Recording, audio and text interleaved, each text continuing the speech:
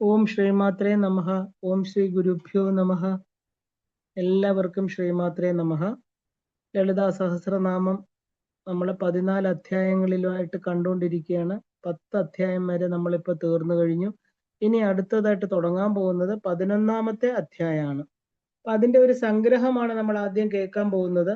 എന്താണ് ഈ 11ാമത്തെ അധ്യായം? അതിൽ വരുന്ന നാമങ്ങൾ, അതായത് 373 മുതൽ 464 വരെയുള്ള 91 മന്ത്രങ്ങളാണ് ഈ 11ാം അധ്യായത്തിൽ വരുന്നത്. അപ്പൊ അതിനെയാണ് നമ്മളെ പീഠാനി അംഗദേവതാ സ്വരൂപം എന്ന് പറയുന്നത്. അപ്പൊ 11ാമത്തെ ചാപ്റ്റർ എന്ന് പറയുന്നത് പീഠാനി അംഗദേവതാ സ്വരൂപമാണ് ദേവിയുടെ. അപ്പോ വളരെ മനോഹരമായിരിക്കുന്ന ദേവിയുടെ ശക്തി പീഠങ്ങളെ കുറിച്ചൊക്കെയാണ് നമ്മൾ ഇതിൽ അറിയാൻ പോകുന്നത്. അപ്പൊ പീഠങ്ങൾ എന്താണ് എന്നാണ് നമ്മൾ ഇതിൽ കൂടുതലും പഠിക്കുന്നത്. അപ്പൊ പീഠങ്ങൾ അല്ലെങ്കിൽ അംഗദേവതകള് ദേവിയുടെ എന്താണ് ഇതൊക്കെ? പീഠങ്ങൾ എന്നാല് ആ ഒരു ആത്മീയത്തിലെ ശക്തിപീഠം എന്ന് തന്നെ നമ്മൾ എടുക്കണം. അപ്പൊ അംഗദേവതകൾ എന്ന് പറഞ്ഞാല് ഓരോരോ അംഗത്തിൽ ഇരിക്കുന്ന ദേവതകൾ. അപ്പൊ മനുഷ്യരൂപം എടുക്കുന്ന ഓരോരുത്തരുടെയും ഹൃദയ ദേവതയായിട്ട് പരാശക്തി അല്ലെ അമ്മയാണ് ഇരിക്കുന്നത്. അപ്പൊ ദാക്ഷായണി എന്ന പേരില് ദക്ഷന്റെ പുത്രിയായിട്ട് പിറന്നു, നമുക്കറിയാം, വളർന്നു. ദക്ഷൻ ഒരു വൈഷ്ണവ ഭക്തനാണ്, ഒരു കാലത്ത് ശിവഭക്തനായിരുന്നു. ദാക്ഷായണി ദേവി തന്റെ പിതാവിന്റെ ചൊൽപ്പടിക്ക് നിൽക്കാതെ തന്റെ ചിരകാല അഭിലാഷമായ സദാശിവനെ വിവാഹം കഴിക്കണമെന്ന് ആഗ്രഹിക്കുന്നു. എന്നാൽ ദക്ഷനെ സംബന്ധിച്ച് രുദ്രൻ ഒരു പരദേശിയും, എന്താ പറയാ, അച്ഛനമ്മമില്ലാത്ത ഒരു അച്ഛനും അമ്മയും ഇല്ലാത്ത ഒരു അനാഥനും ഭൂതപ്രേത പിശാചുക്കള് സേവിക്കുന്നവനും ശ്മശാനവാസിയും കുലഗോത്രങ്ങളില്ലാത്തതും ആയതുകൊണ്ട് രാജകുടുംബത്തിൽ പിറന്ന ദാക്ഷായണിക്ക് ശിവൻ നല്ല ഒരു വരനല്ല എന്ന് ദക്ഷൻ തീരുമാനിക്കുകയും ചെയ്യുന്നു. അപ്പൊ ദക്ഷ പ്രജാപതി ബ്രഹ്മപുത്രനാണ്. ബ്രഹ്മന് പിറക്കുന്ന കുട്ടികളെ എല്ലാം തന്നെ നാരദൻ സന്യാസികളാക്കും. അതുകൊണ്ട് ബ്രഹ്മാവ് നാരദനെ ശപിച്ചു, ഒരിടത്തും നിൽക്കാതെ പോട്ടെ എന്ന്. ഇപ്പൊ ദാക്ഷായണിക്കാകട്ടെ എത്ര ജന്മം എടുത്താലും ശിവനുമായി മാത്രമായിട്ട്, ശിവന്റെ ചിന്ത മാത്രമായിട്ട് കഴിയുന്ന ആളാണ്. ഇപ്പൊ ദേവി സദാശിവ പരിവൃത അല്ലെ, പതിവ്രത. പതിവ്രത എന്ന് പറഞ്ഞാൽ പതിയെ മാത്രം വ്രതമായിട്ട് സ്വീകരിക്കുന്നവൾ, പതിയായിട്ട് ശിവനെ മാത്രം കാണുന്നവൾ. അപ്പൊ പാർവതിയും പരമേശ്വരനും വിവാഹം കഴിച്ചു, തന്റെ അച്ഛന്റെ സമ്മതം കൂടാതെ. അങ്ങനെ അവര് ജഗത് മാതാപിതാക്കളായി. ഇപ്പൊ ദേവിയെ ജ്ഞാനരൂപ, ഇപ്പൊ പരാശക്തി തന്നെയാണ് നാരായണൻ, നാരായണൻ തന്നെയാണ് നാരായണി ഇല്ലേ. ഇപ്പൊ ദേവിക്കും നാരായണനും തമ്മിൽ ഒരു വ്യത്യാസവും ഇല്ല, ബാഹ്യരൂപത്തിൽ ഒഴികെ. അതും ഭക്തരുടെ കണ്ണിൽ ഒന്ന് തന്നെയാണ്. ഈ വിവാഹത്തിൽ ദേഷ്യപ്പെട്ട് ദക്ഷൻ ഒരു വലിയ യാഗം നടത്താൻ തീരുമാനിക്കണം. ഇപ്പൊ യജ്ഞസ്വരൂപിണി ദേവി, ഇപ്പൊ യജ്ഞഭാഗം കൊടുക്കേണ്ട ആള് രുദ്രൻ. ഇത് അറിയാതെ ദക്ഷൻ യാഗം ആരംഭിക്കുകയാണ്. യജ്ഞശാലയിൽ രുദ്രനില്ലാതെ യാഗയജ്ഞങ്ങൾ പാടില്ല എന്ന് നിയമമുണ്ട്. അപ്പോ ശരിക്കും പറഞ്ഞാൽ അവിടെ വേണം സമർപ്പിക്കാൻ ഇല്ലേ. യജ്ഞം സ്വീകരിക്കുന്നത് വിഷ്ണു. മറ്റു ദേവതകളെല്ലാം തന്നെ യാഗത്തിനായിട്ട് എത്തിച്ചേർന്നു. അവരെ ക്ഷണിച്ചിട്ടാണ് അവരെല്ലാം വന്നത്. ജഗത് ജനനിയായിരിക്കുന്ന പരാശക്തിക്ക് ഈ ജന്മത്തില് ദക്ഷൻ അച്ഛൻ അച്ഛനാണ്. ഇല്ലെങ്കിൽ എല്ലാവരും ആ ഒരു ശക്തിക്ക് പുത്രന്മാര് തന്നെയാണ്. ഇപ്പൊ ബ്രഹ്മാദ്യാനന്ദ സന്തതി ദേവി ദക്ഷനെ ഉപദേശിച്ചു, യജ്ഞത്തില് രുദ്രനില്ലാതെ നടത്തരുതെന്ന്. പക്ഷെ അഹങ്കാരിയായിരിക്കുന്ന ദക്ഷൻ കേട്ടില്ല. ദാക്ഷായണി ക്ഷണമില്ലാതെയാണ് സ്വന്തം പിതാവിന്റെ വീട്ടിലെത്തിയത്. ദാക്ഷായണി എന്താ പറയാ, അവിടെ തനിക്ക് നേരിട്ട അവമാനം വളരെയധികം ദുഃഖിപ്പിക്കുകയും ദേവി തന്റെ ബന്ധം അവിടെ ഉപേക്ഷിക്കുകയും ചെയ്യുകയാണ്, അച്ഛൻ എന്നുള്ള നിലയിലുള്ള ബന്ധം. അപ്പൊ ഈ ബന്ധങ്ങളെ ശരീരം ഉണ്ടാക്കുന്നതാണല്ലേ. ഒരിക്കലും ശരീരം ഉപേക്ഷിച്ചാൽ പിന്നെ ബന്ധങ്ങൾക്ക് പ്രസക്തിയില്ല. ദേവി യജ്ഞത്തില് ശരീരത്യാഗം ചെയ്യുകയാണ്. ഇപ്പൊ പതിവ്രതകൾക്ക് വിചാരിക്കുമ്പോൾ തന്നെ അഗ്നിയെ യോഗശക്തിയായിട്ട് ദഹിപ്പിക്കാൻ സാധിക്കും. എന്നാൽ പരാശക്തിയെ താങ്ങാൻ അഗ്നിക്ക് കഴിയും, മനസ്സുമില്ലായിരുന്നു. ആ ഒരു കഴിവും മനസ്സും ഇല്ലായിരുന്നു. അതുകൊണ്ട് തന്നെ അഗ്നി ഭയങ്കരമായിട്ട് കത്തിയില്ല. ദേവി തന്നെ പ്രാണനെ ശരീരത്തിൽ നിന്ന് മാറ്റി. അപ്പോ ശിവൻ അറിഞ്ഞു അത്. ദേവി ശിവന്റെ പ്രാണനാടിയാണ്, ശിവന്റെ പ്രാണദേവിയാണ്. ദേവി മൂലപ്രകൃതിയിൽ ലയിച്ചത് മനസ്സിലാക്കിയ ശിവൻ കോപത്താല് താണ്ഡവമാടാൻ തുടങ്ങുകയാണ്. ഇപ്പൊ ഭയാനകമായിരിക്കുന്ന ശിവതാണ്ഡവം ഇല്ലേ. യാഗശാലയിൽ വന്ന് ആ ഒരു പാതി എരിഞ്ഞ തന്റെ പ്രാണപ്രേയസിയുടെ ശരീരത്തെ തന്റെ തോളിലേറ്റി നടക്കാൻ ആരംഭിക്കുകയാണ് ശിവഭഗവാൻ. ഇപ്പൊ ശിവൻ ശക്തിയില്ലാതെ ജീവനില്ല. ഇപ്പൊ ശക്തിക്ക് ശിവനില്ലാതെ ജീവിക്കാനും സാധ്യമല്ല. പ്രപഞ്ചം എല്ലാം താറുമാറായി, സൃഷ്ടി സ്ഥിതി എല്ലാത്തിനെയും ബാധിച്ചു. അപ്പൊ എല്ലാവരും മഹാവിഷ്ണുവിനോട് പ്രാർത്ഥന ചെയ്തു. വിഷ്ണു എന്ത് ചെയ്തു? തന്റെ ആ ഒരു സുദർശന ചക്രത്തിന് ആജ്ഞ കൊടുത്തു. കാരണം ശക്തിയുടെ ശരീരം ഛിന്ന ഭിന്നമാക്കി തീർക്കാനായിട്ട്, അല്ലേ? അപ്പോ ആ ഒരു ദേവിയുടെ ശരീരം പല കഷ്ണങ്ങളായിട്ട് സുദർശന ചക്രം കൊണ്ട് അരിഞ്ഞിട്ടു. 51, 101, 108 എന്നൊക്കെ പറയുന്നുണ്ട്. വീണ സ്ഥലങ്ങളെല്ലാം തന്നെ പൂജയ്ക്ക് യോഗ്യമായ ശക്തിപീഠങ്ങളായിട്ട് തീർന്നു. അപ്പൊ 101 പ്രധാന 51 അതിൽ മുഖ്യം 4 പീഠങ്ങളാണെന്ന് പറയുന്നു. 4 പീഠങ്ങള് നമ്മുടെ ശരീരത്തില് ആ ഒരു ഷഡാധാര ചക്രത്തിൽ തന്നെ 4 ചക്രങ്ങളിൽ ഇരിക്കുന്നു എന്ന് നമ്മൾ അറിയണം. കാരണം ഇതൊക്കെ യോഗശാസ്ത്ര പ്രകാരം നമ്മൾ ബാഹ്യപീഠങ്ങളെ കാണും പോലെ തന്നെ നമ്മുടെ ശരീരത്തിൽ ഇരിക്കുന്ന ശക്തിപീഠങ്ങളെ കുറിച്ചും നമ്മൾ അറിയണം. ശക്തിപീഠം വെളിയിലെ പ്രാകൃതമായിട്ടല്ല ഇരിക്കുന്നത്, നമ്മുടെ ശരീരത്തിലാണ്. ഇപ്പൊ 101 ശക്തിപീഠങ്ങളും ഈ ശരീരത്തിൽ തന്നെ ഇരിക്കുകയാണ്. പാദം മുതൽ സഹസ്രാരം വരെ ഇരിക്കുന്നുണ്ട്. ഇപ്പൊ ഒരു മനുഷ്യന് നേരെ നിൽക്കുകയാണെങ്കിൽ ചില സ്ഥലങ്ങള് ഉയർന്നും ചില സ്ഥലങ്ങൾ താഴ്ന്നും ഇരിക്കുന്നുണ്ട്, അല്ലേ? ഇത് പീഠസ്ഥലങ്ങളാണ്. ഈ പീഠങ്ങളില് ഉള്ള ദേവിക്ക് അംഗദേവതമാർ എന്നൊക്കെ നമുക്ക് പറയുന്നുണ്ട്. അവര് ശരിക്കും പറഞ്ഞാല് അവരാണ് part and parcel of the body എന്ന് പറയുന്നത്. ഇപ്പൊ ശരീരത്തിന്റെ അംഗങ്ങള്, ഇല്ലേ, ലിംസ് എന്ന് നമ്മൾ പറയില്ലേ, ഈ അംഗങ്ങളിൽ ഇരുന്നു കൊണ്ട് സപ്തധാതുക്കളെ ഉണ്ടാക്കി ശരീരത്തെ ഉണ്ടാക്കുന്നു ഇവര്. ഇപ്പൊ ജഡത്തില് ചൈതന്യമാണ് ശക്തി എന്ന് പറയുന്നത്. നമ്മുടെ ഉള്ളിലെ ശക്തിപീഠങ്ങളിലെ ശക്തികളെ ഉണർത്തി നമ്മള് ആ ഒരു എന്താ പറയാ ദാക്ഷായണി ആകണം, എന്നാലേ പരമേശ്വരന് സന്തോഷം ഉണ്ടാവുള്ളൂ. ഇപ്പൊ ശിവൻ ഇതിൽ ഇരിക്കാൻ കാരണം എന്താണ്? ആ ഒരു തന്റെ ഭാര്യയായിരിക്കുന്ന ദാക്ഷായണി എന്ന പരാശക്തി ഈ ശരീരത്തിൽ ഇരിക്കുന്നതുകൊണ്ടാണ്. ഇപ്പൊ ശിവൻ തന്റെ ധർമ്മഭക്തിയായിരിക്കുന്ന ദേവിയെ എങ്ങനെയാണ് അലഞ്ഞ് കണ്ടുപിടിച്ചത്? തന്റെ പാതി ശരീരം കൊടുത്ത് ബഹുമാനിക്കുന്നുവോ അങ്ങനെ വേണം ശിവന്റെ അംശമായിരിക്കുന്ന ഓരോ ജീവനും പരാശക്തിയെ തന്റെ ശരീരത്തിൽ ഉണർന്ന് ശരണാഗതി ചെയ്യുമ്പോൾ മാത്രം ദേവി ശിവനില് എത്തിക്കുന്നുള്ളൂ. ഈശ്വരൻ വാസം ചെയ്യുന്നത് പുറത്തല്ല, ആ ഒരു സപ്തധാതുക്കൾ നിറഞ്ഞ ഈ ശരീരത്തിലാണ്. ഇപ്പൊ ദാക്ഷായണി തന്റെ ശരീരത്തെ ഇല്ലാതാക്കി എങ്ങനെ മൂലപ്രകൃതിയിൽ ലയിച്ചോ അതുപോലെ നമ്മുടെ ശരീരം മുന്നോട്ട് കൊണ്ടുപോകാൻ പറ്റാതാകുമ്പോൾ അസുഖങ്ങള്, കാലം എല്ലാം കൊണ്ട് ജീവൻ ഈ ശരീരത്തെ ഉപേക്ഷിക്കേണ്ടി വരും, ഇല്ലേ? അപ്പൊ ഈ ശരീരം ഒരു മഹാപീഠം തന്നെയാണ്, മഹാമേരുസ്ഥാനം, മേരു സ്വരൂപമാണ് ഈ ശരീരം. അതുകൊണ്ടാണ് ശരീരം ശ്രീചക്രം ജീവോദേവ സദാശിവ എന്ന് പറയുന്നത്. അപ്പൊ അതിൽ ചെറിയ പീഠങ്ങളുണ്ട്, അതിലെല്ലാം തന്നെ ശക്തി ദേവതകളാണ് ഇരിക്കുന്നത്. അവർക്ക് കോടിക്കണക്കിന് ഉപദേവതകളുണ്ട്. എങ്ങനെയാണോ ഈ ഭുവന ബ്രഹ്മാണ്ടങ്ങളെല്ലാം നടത്തിക്കൊണ്ടു പോകുന്നത് അതുപോലെ അതിന്റെ ഒരു പ്രതിരൂപമായിരിക്കുന്ന ഈ ശരീരത്തെയും ഈ ദേവതകള് ഇതിലെ മാതാ, മഹാരാജ്ഞി, സിംഹാസനേശ്വരിയായിരിക്കുന്ന ദേവിയുടെ നിർദ്ദേശപ്രകാരം നടത്തിക്കൊണ്ടു പോകുന്നു. അപ്പൊ എന്തിനാണ് ഈ ചലനം? നമ്മുടെ ശരീരത്തിലെ പരാശക്തിയും ആ ഒരു പരമേശ്വരനെയും അറിയുന്നത് വരെയാണ് ചലനം, അല്ലേ? ശിവോഹം എന്നുള്ള ആ ഒരു അഹംബോധം ഉണ്ടാകുന്നവരെ വീണ്ടും വീണ്ടും ശരീരത്തെ കൊടുത്തുകൊണ്ടേയിരിക്കും. ഈ ശരീരം എന്ന ഉപാധിയിലൂടെ മാത്രമേ നമുക്ക് ഈ സത്യത്തെ അറിയാൻ സാധിക്കുകയുള്ളൂ. ഓരോ അധ്യായവും മുക്തിയുടെ വഴികളാണ്. ശരീരം ദാക്ഷായണി, ഇനി ജീവൻ പരമേശ്വരൻ. ശിവന് ദാക്ഷായണി ഇല്ലാതെ ജീവിക്കാൻ സാധ്യമല്ല, ഇല്ലേ? പറ്റില്ല.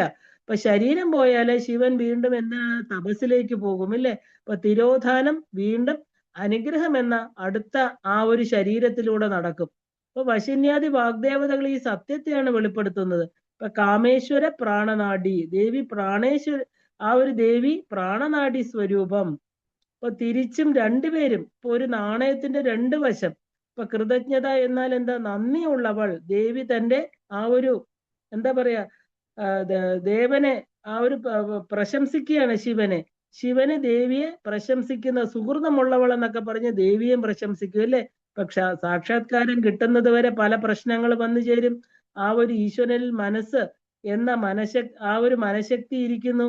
ആ 84 കോടി ജീവരാശികളില് ആ ഒരു 5 ഐഡന്റിറ്റി ഉള്ളത് മനുഷ്യന് മാത്രമാണ്, ഐഡന്റിഫിക്കേഷൻ ഉള്ളത്. അപ്പൊ എന്തൊക്കെയാണത്? അസ്ഥി, ഭാതി, പ്രേമം, നാമം, രൂപം. ഇതുള്ളത് ശരിക്കും പറഞ്ഞാല് മനുഷ്യന് മാത്രമാണ്, അല്ലേ? ആ ഒരു മനുഷ്യ കോഡിങ്, അസ്ഥി എന്ന് പറയാൽ അസ്തിത്വം, അതായത് എക്സിസ്റ്റൻസ്. മനുഷ്യന്റെ അസ്ഥി ജീവനാണ്. കലിയുഗത്തില് ഭക്തിയാണ് മുഖ്യം. ഞാൻ എന്റേത് എന്നുള്ള ഒരു എന്താ പറയാ ഒരു ഫോൾസ് ഐഡന്റിഫിക്കേഷൻ. ശരിക്കും നമ്മൾ എപ്പോഴും നമ്മുടെ ശരീരവുമായിട്ട് ബന്ധപ്പെടുത്തിയാണ് നമ്മൾ ഞാനിനെ കാണുന്നത്, ഇല്ലേ?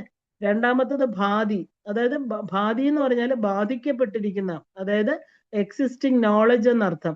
ഒരു ശക്തി ഉള്ളതിനാല് ബാഹ്യവസ്തുക്കളെ അറിയണു, വസ്തുബോധം. ഇപ്പൊ 96 സിസ്റ്റംസ് ആയിട്ട് അറിവ് ജനിക്കുമ്പോൾ തന്നെ നമ്മുടെ ഉള്ളിലുണ്ട്. അടുത്തത് പ്രേമം.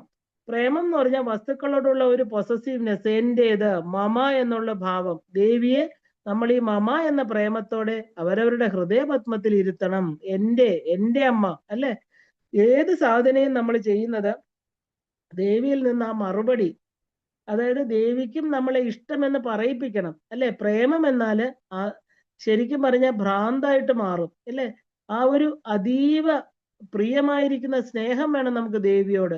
ഈ അതിതീവ്രമായിരിക്കുന്ന സ്നേഹം, അതായത് വിചാരിച്ചാലും ആ പൊരുളിനെ നമുക്ക് കിട്ടണമെങ്കിൽ എന്ത് വേണം? തീവ്രമായിരിക്കുന്ന, ശരി, ചെറുതൊന്നും പോരാ നമുക്ക്.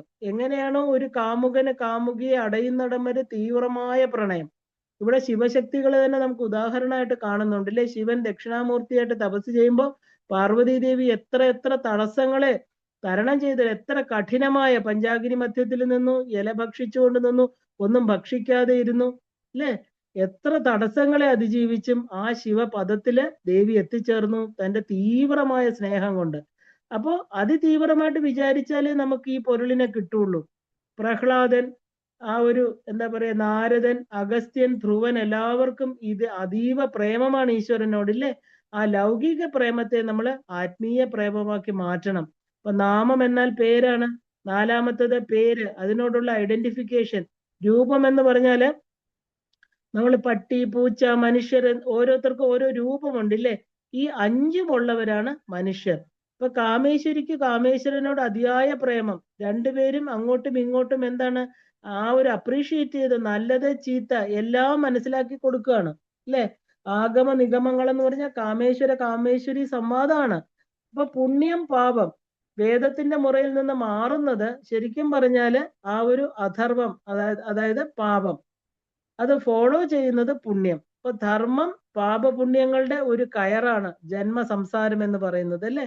യസ്യ സ്മരണ മാത്രേണ ജന്മസംസാര ബന്ധനാത്. ഭഗവാനുമായിട്ട് നമ്മൾ ഐഡന്റിഫൈ ചെയ്യണം.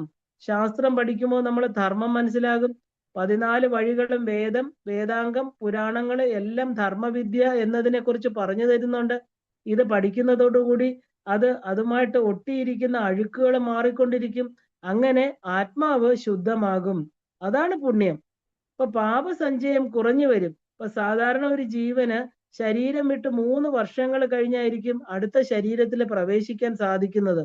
അപ്പൊ ഗുരു ലഗ്നത്തില് 9ാം ഭാവത്തെ നോക്കിയാല് പ്രായശ്ചിത്ത കർമ്മങ്ങള് ഫലപ്പെടും. അപ്പൊ ഗുരു വളരെ പവർഫുൾ ആണ്. അതായത് നവഗ്രഹങ്ങളാണ് ജീവരാശികളെ കൺട്രോൾ ചെയ്യുന്നത്, അല്ലെ? ഇപ്പൊ ഒരു ജന്മം എന്ന് പറഞ്ഞാൽ ഒരു പ്രത്യേക സമയത്താണ് ഭൂമിയിൽ വരുന്നത്. അപ്പൊ നവഗ്രഹങ്ങള് നമ്മുടെ ശരീരത്തിൽ ഉണ്ടെന്ന് പറയണു.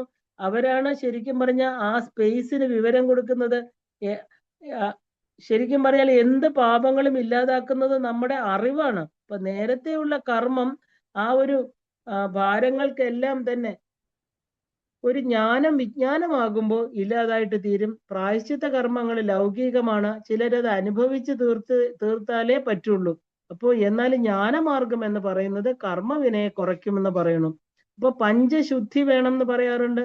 4 ലക്ഷം ഋഷിമാരുടെ സംഭാവനയാണ് ഋഗ്വേദം എന്ന് പറയുന്നത്. ഇപ്പൊ മനുഷ്യ ജീവിതം ആ ഒരു സുകൃത ദുഷ്കൃതങ്ങളാൽ നിറഞ്ഞതാണ്, ഇല്ലേ? നമ്മൾ പുണ്യങ്ങളും ചെയ്യാറുണ്ട്, പാപവും ചെയ്യാറുണ്ട്. അപ്പൊ ഈശ്വരനെ ഉള്ളില് കണ്ടാൽ മാത്രമേ നമുക്ക് ദുഷ്കൃതങ്ങളിൽ നിന്ന് നമുക്ക് നമ്മളെ മാറ്റാൻ സാധിക്കുകയുള്ളൂ, ഇല്ലേ? നമുക്ക് മാറാൻ പറ്റുള്ളൂ. അപ്പൊ നമ്മുടെ ശരീരത്തില് ഹോർമോൺസ് ഉണ്ടാക്കിയാണ് ദുഷ്കൃതങ്ങളെ എല്ലാം ഇല്ലാതാക്കുന്നത്. ആ ഒരു പരമാത്മ ശക്തി വളരെ സൂക്ഷ്മമാണ്. അപ്പൊ രോമകൂപം, അതായത് ആ രോമം നിൽക്കുന്ന കുഴി, അതായത് വ്യോമകേശൻ എന്ന് ഭഗവാന് പേരുണ്ട്. അതിനെ നമ്മള് ആ ഒരു ലക്ഷമായിട്ട് മുറിച്ചാല് അതിന്റെ ഒരു കഷ്ണം എത്രയുണ്ടോ അത്രയേ ഉള്ളൂ ജീവന്റെ വലിപ്പം എന്ന് പറയുന്നത്. ഈ പ്രപഞ്ചത്തിൽ എന്തൊക്കെ നടക്കുന്നുണ്ടോ എല്ലാറ്റിന്റെയും ആ അറിവുള്ള ജ്ഞാനേശ്വരി എന്ന ദേവത. ഇപ്പൊ മന്മഥനാൽ പൂജ ചെയ്ത് കാമഗിരി പീഠം എന്ന പീഠത്തിൽ സ്ഥിതി ചെയ്യുന്നു. കാമേശ്വരൻ എന്ന മന്മഥനാൽ പൂജ ചെയ്യപ്പെടുന്നു. 4 പീഠങ്ങളാണ് പ്രധാനമായിട്ട് നമ്മുടെ ശരീരത്തിലുള്ളത്. ആദ്യത്തേത് കാമഗിരി പീഠം. ഇപ്പൊ മൂലാധാര പത്മം നമുക്കുണ്ട് ഇല്ലേ? ഇപ്പൊ കാമഗിരി പീഠം നമ്മുടെ കാമങ്ങള് ഉൽപ്പത്തിയാക്കുന്ന സ്ഥലമാണ്. നമ്മുടെ പ്രാണൻ യൂട്ടേൺ അടിക്കുന്നത് നമ്മുടെ എല്ലാ ഉണർവുകളും 23 വികാരങ്ങളും ആക്റ്റീവ് ആകുന്ന സ്ഥലം. കാരണം അത് എല്ലാറ്റിനും ആധാരമാണ്. 28 നക്ഷത്രങ്ങൾ തുടങ്ങുന്നത് മൂലം അഥവാ എല്ലാത്തിനും കാരണം. ഇപ്പൊ ചെറിയ നക്ഷത്രം അതിനടുത്ത് ഇരിക്കുന്നത് ഏറ്റവും വലിയ നക്ഷത്രം എന്ന് പറയുന്നത് കേട്ട. അപ്പോ ജ്യേഷ്ഠ എന്നും പറയും. അപ്പൊ കാമഗിരി പീഠത്തിലെ കാമേശ്വരി ഇരിക്കുന്നു. അടുത്തത് മണിപൂരക ചക്രത്തിലാണ് പൂർണ്ണഗിരി പീഠം എന്ന് പറയുന്നത്. പൂർണ്ണഗിരി, പൂർണ്ണമായത്. അപ്പോ ശരിക്കും പറഞ്ഞാല് വയറ്റില് ഇല്ലേ, ആ ഒരു പൊക്കിളിൽ ഇരിക്കുകയാണ് ആ മണിപൂരക ചക്രം. ആഹാരമാണ് എല്ലാവർക്കും തൃപ്തി നൽകുന്നത്. ഇവിടെ ദേവി ശരിക്കും പറഞ്ഞ പൂർണ്ണഗിരി പീഠം, അതായത് ഉത്തരാഖണ്ഡത്തിലെ ഉള്ള ബാഹ്യമായിട്ട് പറയുകയാണെങ്കിൽ ഉത്തരാഖണ്ഡത്തിൽ അവിടെയാണ് പൂർണ്ണഗിരി, തനക്പൂർ എന്ന് പറയും. അപ്പൊ ആ പൂർണ്ണഗിരി മല, അപ്പൊ അവിടെയാണ് നമ്മൾ ബാഹ്യമായിട്ട് കാണപ്പെടുന്നത്. ഇനി മൂന്നാമത് ജാലന്ധര പീഠം, അനാഹത ചക്രമാണ്. ഇവിടെ വിഷ്ണുമുഖി ദേവി, അതായത് ഹൃദയപത്മം, ശൃംഗാരരസ സമ്പൂർണ ജയ ജാലന്ധര സ്ഥിത. പഞ്ചാബിലാണ് ഈ ഒരു ജാലന്ധര പീഠം എന്ന് പറയുന്നത്. 12 ദളങ്ങള്. ജാലൻ എന്ന് പറഞ്ഞാല് പഞ്ചാബിൽ, ഇവിടെ ദേവി എന്താ പറയുക, ഇവിടെയാണ് ദേവി കുടികൊള്ളുന്നത്. അടുത്ത നാലാമത്തത് ഒഡ്യാണ പീഠം, അതായത് ആജ്ഞാചക്രം. ഇപ്പൊ കാഞ്ചീപുരമാണ് ഒഡ്യാണ പീഠം എന്ന് പറയുന്നത്. ആ ഒരു ആജ്ഞാചക്രം ഹം ഷം ഇല്ലേ, ഹാ ക്ഷ എന്നുള്ള മുഖ്യ ശക്തികളായിട്ടിരിക്കുന്ന ഹംസവതി ക്ഷേമാവതി. ഇപ്പൊ ശരീരം മുഴുവനും പീഠങ്ങളുണ്ടെങ്കിലും പ്രധാനപ്പെട്ട 4 പീഠങ്ങളാണ് നമ്മളിപ്പോ കണ്ടത്. ഇപ്പൊ ഒറീസയില് ആ ഒരു വിരജാദേവിയും ഒഡ്യാണ പീഠം എന്ന് പറയുന്നുണ്ട്. ഇപ്പൊ ഗൗരി, ബിരജ എല്ലാം ഒഡ്യാണ പീഠം എന്ന് വിശ്വസിക്കുന്നുണ്ട്. ശൃംഗാരം എന്ന് പറഞ്ഞാല് അട്രാക്ട് ചെയ്യാനുള്ള കഴിവ്, കൺട്രോളിൽ കൊണ്ടുവരാൻ. ഇപ്പൊ ശൃംഗാര രസം എന്ന് പറയുന്നത് ശരീരത്തിൽ സന്തോഷം ഉണ്ടാക്കുന്നു, സുഖം നൽകുന്നു. ആ ഹോർമോൺ അതാണ് ഉണ്ടാക്കുന്നത് ശരീരത്തില്. അപ്പൊ ശരിക്കും പറഞ്ഞാല് നമ്മൾ കാണുക, കേൾക്കുക, ഇതാണ് ശൃംഗാരം ഉണ്ടാക്കാൻ കാരണം ഇല്ലേ? അപ്പൊ സട്ടിൽ ഫോംസ് എന്ന് പറയുന്ന ഈ പീഠങ്ങളെല്ലാം തന്നെ നമ്മുടെ ശരീരത്തിൽ തന്നെയാണ് ഇരിക്കുന്നത്. പുറത്തിങ്ങനെ പറയുമെങ്കിലും അതിന്റെ സട്ടിലായിരിക്കുന്ന, സൂക്ഷ്മമായിരിക്കുന്ന പീഠങ്ങള് നമ്മുടെ ശരീരത്തിലാണ്. അപ്പൊ ദേവി ലാസപ്രിയ ലേഖരി, ദേവിയുടെ മായ ലീലയില് ബ്രഹ്മാണ്ടങ്ങളെല്ലാം അടങ്ങണു അല്ലേ? അപ്പോ പിന്നെ ജയിക്കുന്നവളായിട്ട് ജാലന്ധര പീഠത്തെ, അതായത് ഹൃദയത്തെ അടക്കി ദേവി അധീനമാക്കണു. ജീവാത്മാവ് പരമാത്മാവിൽ ലയിക്കുന്നത് വരെ ഇത് തുടർന്നുകൊണ്ടേയിരിക്കും. ശരിക്കും പറഞ്ഞ നമ്മളെ പൊസസ് ചെയ്യുന്ന, ബിക്കോസ് ഷീ ഓൺസ് യു, നമ്മളെയാണ് ദേവി പൊസസ് ചെയ്യുന്നത് അല്ലെ? ദേവിയുടെ ആണ് നമ്മള്. അത് എത്തുന്നത് വരെ ഇത് തുടർന്നുകൊണ്ടേയിരിക്കും. ഇപ്പൊ യോഗ അഭ്യാസങ്ങളെല്ലാം തന്നെ ഈ അവസാന ലക്ഷ്യത്തിന് വേണ്ടിയിട്ടാണ്. വേദം, ശാസ്ത്രം, പുരാണം എല്ലാം ഈശ്വരന്റെ ആ ഒരു എന്താ പറയുക, ഇൻസ്ട്രക്ഷൻസ് ടു വിൻ ശിവം. നമ്മൾ അതെല്ലാം ശിവനെ അടയാനുള്ള വഴികളാണ്. ശിവശക്തി സംയോഗം എന്ന് പറഞ്ഞാല് ജീവാത്മ പരമാത്മ ഐക്യാണ്. ഇപ്പൊ ഭ്രൂമത്യം എന്ന് പറഞ്ഞാല് ബിന്ദു മണ്ഡലം ഇല്ലേ? മഹാമേരുവിലെ 9 ചക്രേശ്വരികൾക്ക് നടുവില് സർവ ആനന്ദമയ ചക്രത്തിലാണ് ദേവി ഇരിക്കുന്നത്. ബ്രഹ്മരന്ധ്രത്തില് ബിന്ദു സ്വരൂപമായിട്ടിരിക്കുന്നു. ശ്രീചക്രത്തില്, സഹസ്രാരത്തില് എല്ലാം ബിന്ദു സ്വരൂപത്തിലിരിക്കണു എന്ന് പറയാറുണ്ട്. ബിന്ദു എന്ന് പറഞ്ഞാൽ സ്മോളസ്റ്റ് ഡോട്ട് അല്ലെ, സിംപിളസ്റ്റ് ഫോം. എല്ലാത്തിനും ആധാരമായിട്ടിരിക്കുന്നത്, അതിൽ നിന്നാണ് എല്ലാം ജനിക്കുന്നത്. അപ്പൊ കോലത്തില് ദേവി ഇരിക്കും, അതായത് അത് ചവിട്ടാൻ പാടില്ല എന്നൊക്കെ നമ്മൾ പറയാറുണ്ട്. വീട്ടിന്റെ മുമ്പിൽ കോലം ഇടാറുണ്ട് ഇല്ലേ? തമിഴരാണ് ഇത് കൂടുതൽ, ബ്രാഹ്മണരൊക്കെ ഇടാറുണ്ട്. അപ്പൊ എല്ലാ കർമ്മങ്ങളിലും ദേവി ഇരിക്കുന്നു. ആ കാര്യം നമ്മൾ തിരിച്ചറിഞ്ഞോണം. അതാണ് ശരിക്കും പറഞ്ഞാല് നിധിധ്യാസം എന്ന് പറയുന്നത്. അപ്പോ സദാശിവൻ എന്ന് പറയുന്ന ദേവി, മനോന്മനി എന്ന് ഈ പറയുന്ന ഭാര്യ അല്ലെ, ഈസ് ഈക്വൽ ടു mc². അപ്പൊ ഈ എനർജി അല്ലെ, അതാണ് ബിന്ദു. അപ്പൊ നാദമാണ് മാറ്റർ ആയിട്ട് മാറുന്നത്. ഇപ്പൊ പരാശക്തി എന്ന് പറയുന്നത് അറിവിന്റെ സാഗരമാണ്. നമ്മൾ എന്ത് ചെയ്താലും ദേവി അതിന്റെ റൈറ്റ് സെൻസ് ആക്കി തരും. പീഠങ്ങളും അംഗദേവതകളും ഗ്രോസ് ആൻഡ് സട്ടിലാണ്. അന്തർമുഖവും ബഹിർമുഖവുമാണ്. ശരീരത്തിലെ 4 പീഠങ്ങൾ പുറത്തും 4 പീഠങ്ങള് അകത്തും. അപ്പൊ ശിവന് ശക്തിയില്ലാതെ ഒന്നും ചെയ്യാൻ സാധ്യമല്ല. തിരിച്ച് ശക്തിയും അങ്ങനെ തന്നെയാണ് അല്ലേ? ഇപ്പൊ ദാക്ഷായണിയുടെ അംഗങ്ങള് ഭൂലോകത്തിൽ വീണ സ്ഥലങ്ങളെല്ലാം തന്നെ ശക്തിപീഠങ്ങളായിട്ട് തീർന്നു. ഇപ്പൊ ശരീരത്തിന് 6 അടി ഉയരത്തില് ധാരാളം സ്ഥലങ്ങള് ശക്തി സ്ഥലങ്ങള് ചെറിയ ചെറിയ പീഠങ്ങളുണ്ട്.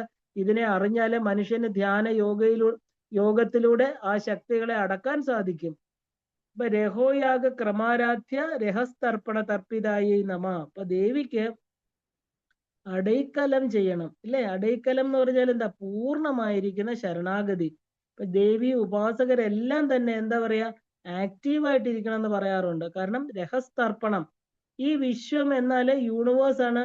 ഇതിൽ ചിലത് നമുക്ക് ഇഷ്ടപ്പെട്ടതുണ്ട്, അത് നമ്മൾ ഒരിക്കലും മറക്കുന്നില്ല. മനസാ വാച കർമ്മണ നമുക്ക് ഇഷ്ടപ്പെട്ടതെല്ലാം നല്ലതും ചീത്തയും ഉണ്ട്. ഇപ്പൊ ദേവി പാദത്തിൽ ഇവയെല്ലാം സമർപ്പിക്കുന്നത് കൊണ്ട് എന്താ, ഇത് തന്നെയാണ് നമ്മള് മഹായാഗം എന്ന് പറയുന്നത്. അപ്പൊ നല്ലതും മോശമായതും മനുഷ്യരുടെ വാസനകൾക്കനുസരിച്ചായിരിക്കും ഉണ്ടാവുക അല്ലെ?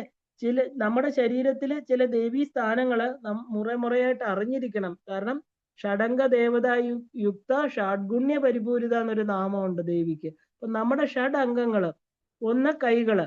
ഇപ്പൊ വലത് ഉള്ളം കൈയില് 38 സെൻസറി ചക്രങ്ങൾ ഉണ്ടെന്ന് പറയണു. 38 തത്വങ്ങളാണത്. ഇടത് കൈയില് 38 ഇതിലിരിക്കുന്ന നാഡീ ഞരമ്പുകളാണ് കണ്ണുകളെ സംരക്ഷിക്കുന്നത്.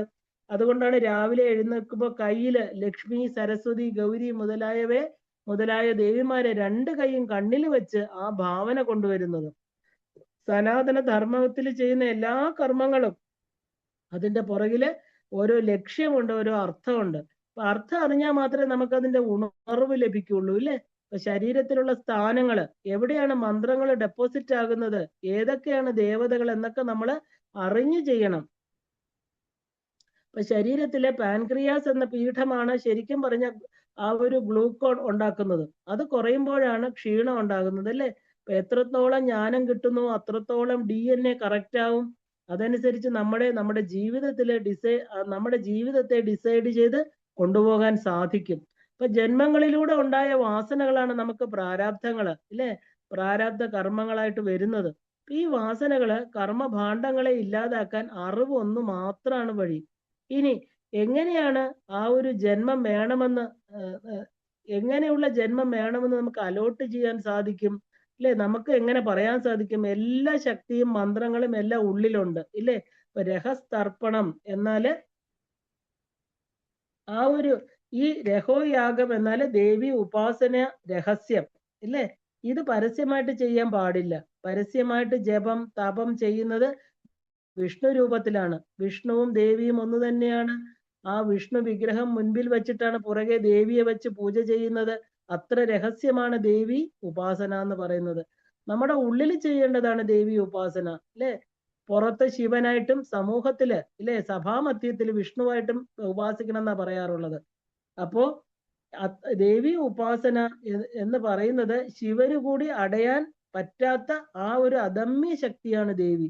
ദേവി ഉപാസനയില് ഒരു ഉപാസകന് ലഭിക്കുന്നത് ബ്രഹ്മാണ്ടത്തോളം വലിയ ശക്തികളാണ്. കാരണം ഇത് ആ ഒരു ഉപാസനയുടെ ശക്തി അതാണ്. കാരണം നെഗറ്റീവ് ആളുകളുടെ ചെവി പോലും വീഴാൻ പാടില്ല ഈ രഹസ്യങ്ങള്. അപ്പൊ ശക്തി എന്നത് മഹത്തത്വമാണ്. മനസ്സിലുണ്ടില് ലിഖിത ജപം ധ്യാനമെല്ലാം ചെയ്യണം നമ്മള്. ഇങ്ങനെ ചെയ്താലേ ബീജം വളർന്ന് മരമായിട്ട് വളർന്ന് പൂക്കളും ഫലങ്ങളും തരികയുള്ളൂ. അപ്പൊ മന്ത്രജപം ഒരു പ്രാവശ്യം ചെയ്താൽ പോലും പല ലക്ഷങ്ങൾ ചെയ്തതിന് തുല്യമാണ്. കാരണം അത്ര ദേവതകളാണ് ശരീരത്തിൽ ഇരുന്നത് ഏറ്റ് ചൊല്ലുന്നത്. അപ്പൊ ഇത് പറഞ്ഞു കൊടുക്കുന്ന ആളിനെയാണ് നമ്മൾ ഗുരു എന്ന് പറയുന്നത്. അപ്പൊ ഇത് സഹസ്രാര പത്മത്തിൽ ചെയ്യണം. കാരണം നവദ്വാരങ്ങൾ ഉള്ളിടത്തെല്ലാം തന്നെ അശുദ്ധിയുണ്ട്. അപ്പൊ രഹസ്യ യാഗം ചെയ്യാൻ സഹസ്രാര പത്മം, അതായത് ശരിക്കും പറഞ്ഞാല് ആ ഒരു സഹസ്രാര പത്മത്തില് ഉപരി ചെയ്യണം എന്നാ പറയുന്നത്. മനസ്സ് സർവ്വവ്യാപിയാണ് ഇല്ലേ? അപ്പൊ അത് ശരീരത്തിന്റെ ആ ഒരു റെപ്രസെന്റേഷൻ ആണ് ജീവൻ. അപ്പൊ അത് മൂക്കിനുള്ളിൽ ഇരുന്നാല് അത് അശുദ്ധമായുള്ള ബുദ്ധി ഇല്ല. അതായത് ഭ്രൂമത്യം സഹസ്രാരം എന്ന ആ ഒരു ശുദ്ധമാണ്. ശരിക്കും പറഞ്ഞാല് ആ ഒരു കണ്ണ് വരെ നവദ്വാരങ്ങളുണ്ട്. അവിടെ നിന്നും സെക്രീഷൻസ് വരും. അതുകൊണ്ട് ധ്യാനം എപ്പോഴും നമ്മൾ ഭ്രൂമധ്യത്തില് സഹസ്രാരം ഇവയിൽ ചെയ്യാൻ പറയാറുണ്ട്. അപ്പൊ ഓം എന്ന് പറയുന്ന ശബ്ദം അപ്പൊ ആ മൂക്ക് ആ ഒരു ക്രോസ് ചെയ്യുമ്പോൾ അർത്ഥമാത്രയായിട്ട് തീരും ഓം ഇത്യേകാക്ഷരം ബ്രഹ്മ എന്നാണ് അല്ലേ. ഓം എന്ന നാദം ഉഷ്ണവായു എന്നറിയുന്ന കുണ്ടലിനി ശക്തിയിലൂടെ മൂലാധാരത്തിൽ നിന്ന് ഉണർന്ന് ഷഡ്ചക്രങ്ങളെ ഭേദിച്ച് ഭ്രൂമധ്യത്തില് അർത്ഥമാത്രയായിട്ട് സഹസ്രാരത്തിന്റെ 3 ചുറ്റി പുറകുവശം സുഷുമ്ന വഴി താഴേക്ക് ഇറങ്ങണു. അത് ഓംകാരമാണ്. ഇപ്പൊ പ്രാണനിലൂടെ സഞ്ചരിക്കുന്നത്. അപ്പൊ സഹസ്രാരത്തിൽ ഈ ശക്തി ശിവശക്തി രൂപമെടുക്കും. ആ ഒരു എന്താ പറയാ, ശരിക്കും പറഞ്ഞാല് അവിടെ രൂപമില്ലാതിരിക്കുന്ന ആളിനെയാണ് നമ്മൾ ശിവൻ എന്ന് പറയുന്നത്. ജഡം അല്ലേ. ശക്തി വരുമ്പോ അതിന് രൂപം ഉണ്ടാക്കണു. പോസിറ്റീവ് എന്ന് പറയുന്നത് നെഗറ്റീവിനോട് ചേരുകയാണ്, ജോയിൻ ചെയ്യുകയാണ്. ഇപ്പൊ രൂപം ഉണ്ടാകുകയാണ് അവിടെ. അപ്പൊ നമ്മുടെ ഉള്ളില് ഒരു കുണ്ടമുണ്ട്, ഒരു ചതുരശ്രം. ഇതിനകത്ത് യോഗാഗ്നി എരിയുകയാണ്. അപ്പൊ അവിടെ എല്ലാം ഇതിനകത്ത് സമർപ്പിച്ച് കത്തിച്ചു കളയണം. ഒരു സാധകൻ ബ്രഹ്മരന്ധ്രത്തിൽ മുറപ്പടിയായിട്ട് ആ ഒരു കുണ്ടം ഉണ്ടാക്കി ആ അവിടത്തെ ചിത്ത അഗ്നിയില് മന്ത്രയന്ത്ര തന്ത്രാദികളാല് എല്ലാത്തെയും ഇട്ട് കത്തിക്കുന്നതിനെയാണ് നമ്മൾ രഹോയാഗം എന്ന് പറയുന്നത്. രഹസ്തർപ്പണം. അപ്പൊ ഇതില് ലൗകികം ആധ്യാത്മികം എന്നുള്ള വ്യത്യാസമില്ല. ഇവിടെ ഒന്നും ലൗകികമില്ല, എല്ലാം ആധ്യാത്മികം തന്നെയാണ്. ഈശ്വരന്റെ കരസ്പർശമില്ലാത്ത ഒരു പൊരുളും ഈ ബ്രഹ്മാണ്ടത്തിലില്ല. ആ ഒരു എന്താ പറയാ, ശരിക്കും പറഞ്ഞ ഫ്രൈയിങ് പാൻ ടു ഫയർ ഇല്ല. ഇവിടെ ഒന്നും എന്താ പറയാ ലൗകികമെന്ന് നമുക്ക് പറയാൻ പറ്റില്ല. എല്ലാത്തിലും ഈശ്വരന്റെ കരസ്പർശമുണ്ട്. അപ്പൊ ഒരു ദക്ഷിണയും നമുക്ക് വാങ്ങാൻ പാടില്ല എന്ത് പൂജ ചെയ്യുമ്പോഴും. അതിനെ നമ്മൾ ഇതം ന മമ എന്ന് പറഞ്ഞ് ഭൂമിയിൽ വെക്കണം എന്നാണ്. ഇന്ന് നമ്മൾ എങ്ങനെയാണ് പൂജ ചെയ്യണമെന്ന് എല്ലാവർക്കും അറിയാം അല്ലേ. കനത്ത ദക്ഷിണകൾ കൊടുത്ത് നമ്മുടെ ഒരു ആളിനെ കൊണ്ടുവന്ന് ഈശ്വരന് മീഡിയേറ്റർ ആയിട്ട് നമ്മൾ കൊണ്ടുവരികയാണ്. നമുക്ക് ചെയ്യാൻ പറ്റുന്ന നമ്മളും ഈശ്വരനുമായുള്ള ബന്ധത്തെയാണ് അവിടെ നമ്മൾ മൂന്നാമതൊരാൾക്ക് ഏൽപ്പിച്ചു കൊടുക്കുന്നത്. ഇപ്പൊ പിതൃപൂജ എന്നാൽ പിതൃക്കൾക്ക് തർപ്പണമാണ്. പിതൃക്കൾ തന്നെ 7 വിധമുണ്ട്. ആ ഒരു 3 പേർ രൂപമുള്ളവര്, 4 പേര് രൂപമില്ലാത്തവര്. അഷ്ടവസുക്കളെ ഏകാദശ രുദ്രന്മാര്, ദ്വാദശ ആദിത്യന്മാര് രൂപമുള്ളവരാണ്. ഇവർക്ക് നമ്മുടെ 3 തലമുറകൾ കാണുന്നുണ്ട്. നമ്മുടെ 3 തലമുറകളെ നമ്മൾ ഇവരിൽ കാണണം. അവര് ആവാഹനം ചെയ്ത് ഇരുത്തി കുളിക്കുന്നത് മുതൽ തുടങ്ങുന്നുണ്ട്. എണ്ണ തേച്ചാണ് കുളിക്കുന്നത്. മഹാശുദ്ധിക്ക് എണ്ണ തേച്ച് കുളിക്കണം. കാരണം എണ്ണ മഹാലക്ഷ്മി, ജലം ഗംഗ, കുളിക്കുന്നത് സരസ്വതി. ഈ സ്നാനത്തെയാണ് നമ്മൾ ദേഹശുദ്ധി എന്ന് പറയുന്നത്. ആ ഒരു തലയില് വെള്ളമൊഴിക്കുമ്പോൾ അത് മനഃശുദ്ധിക്ക് കാരണമാക്കണു. ഇതിനുശേഷം വേണം എന്ത് പൂജയും തുടങ്ങാനില്ലേ. സാധകനെ സംബന്ധിച്ച് പഞ്ചശുദ്ധി ഉണ്ടായിരിക്കണം. പഞ്ചശുദ്ധി ഇല്ലാത്ത കർമ്മങ്ങൾക്ക് സദ്ഫലങ്ങള് കിട്ടില്ല. അപ്പൊ ശരിക്കും പറഞ്ഞാല് നമ്മൾ എന്താ പറയാ, ആ ഒരു ദ്രവ്യശുദ്ധി, രണ്ടാമത് മന്ത്രശുദ്ധി, മൂന്നാമത് ക്രിയാശുദ്ധി, ഒന്നത് ഹോതാശുദ്ധി, ദക്ഷിണാശുദ്ധി. ഇതെല്ലാം കടം അല്ലെങ്കിൽ ഋണം ഉണ്ടാക്കും ഇതിൽ ശുദ്ധി ഇല്ലാതിരുന്നാൽ. എന്ത് കൊടുത്താലും അത് എങ്ങനെ കൊടുക്കുന്നു എന്നുള്ളതാണ് മുഖ്യം. അപ്പൊ ആ ഒരു റൈറ്റ് നോളജ്, ശരിയായിട്ടുള്ള അറിവോടെ കൊടുക്കണം. ഇപ്പൊ പിതൃതൃപ്തി, ആ ഒരു പിതൃതൃപ്തിക്കാണ് ചെയ്യുന്നെങ്കിൽ ലളിതാ സഹസ്രനാമമിതി അല്ലെ, സ്വാഹ സ്വധ ദക്ഷിണാദേവി, ഇവരെല്ലാം തന്നെ പരാശക്തിയുടെ അംശങ്ങളാണ്. അപ്പോ രഹസ്തർപ്പണത്തില് നമുക്ക് എല്ലാം കൊടുക്കണം. ഇങ്ങനെ ചെയ്യുന്നവർക്ക് ദേവി സദ്യപ്രസാദിനിയായിരിക്കും, ഉടനടി പ്രസാദിക്കുന്നവൾ. ആശീർവാദം, അനുഗ്രഹം എല്ലാം കാരണം ദേവി വിശ്വസാക്ഷിണിയാണ്. എല്ലാറ്റിനും കാരണം മൂലപ്രകൃതിയായിരിക്കുന്ന ദേവിയാണ് അല്ലേ. അപ്പോ ശരിക്കും പറഞ്ഞാല് നമ്മൾ ദാനം കൊടുക്കുന്നത്, ശ്രാദ്ധ പുണ്യം കിട്ടുന്നത് എങ്ങനെയാ? മമ മാതുരാത്മാ പ്രീത്യർത്ഥം, മമ പിതരാത്മാ പ്രീത്യർത്ഥം എന്ന് പറഞ്ഞിട്ട് വേണം നമ്മൾ ദാനം കൊടുക്കാൻ. അപ്പൊ മമ മാതുരാത്മാ പ്രീത്യർത്ഥം, അതായത് എൻ്റെ ആ അമ്മയുടെ സൈഡിലുള്ള എല്ലാ ആത്മാക്കൾക്കും പ്രീതി വരട്ടെ. മമ പിതൃരാത്മാ, നമ്മുടെ അച്ഛന്റെ സൈഡിലുള്ള എല്ലാ ആത്മാക്കളും പ്രീത്യർത്ഥം. അപ്പൊ ഇങ്ങനെ ദാനം ചെയ്താല് നമ്മള് ആ ഒരു ശ്രാദ്ധ പുണ്യം കിട്ടുന്ന പറയണത്. അപ്പൊ അങ്ങനെ ഇരിക്കുന്ന ദേവി ആരാണ്? ഉടനടി പ്രസാദിക്കുന്നവളാണില്ലേ.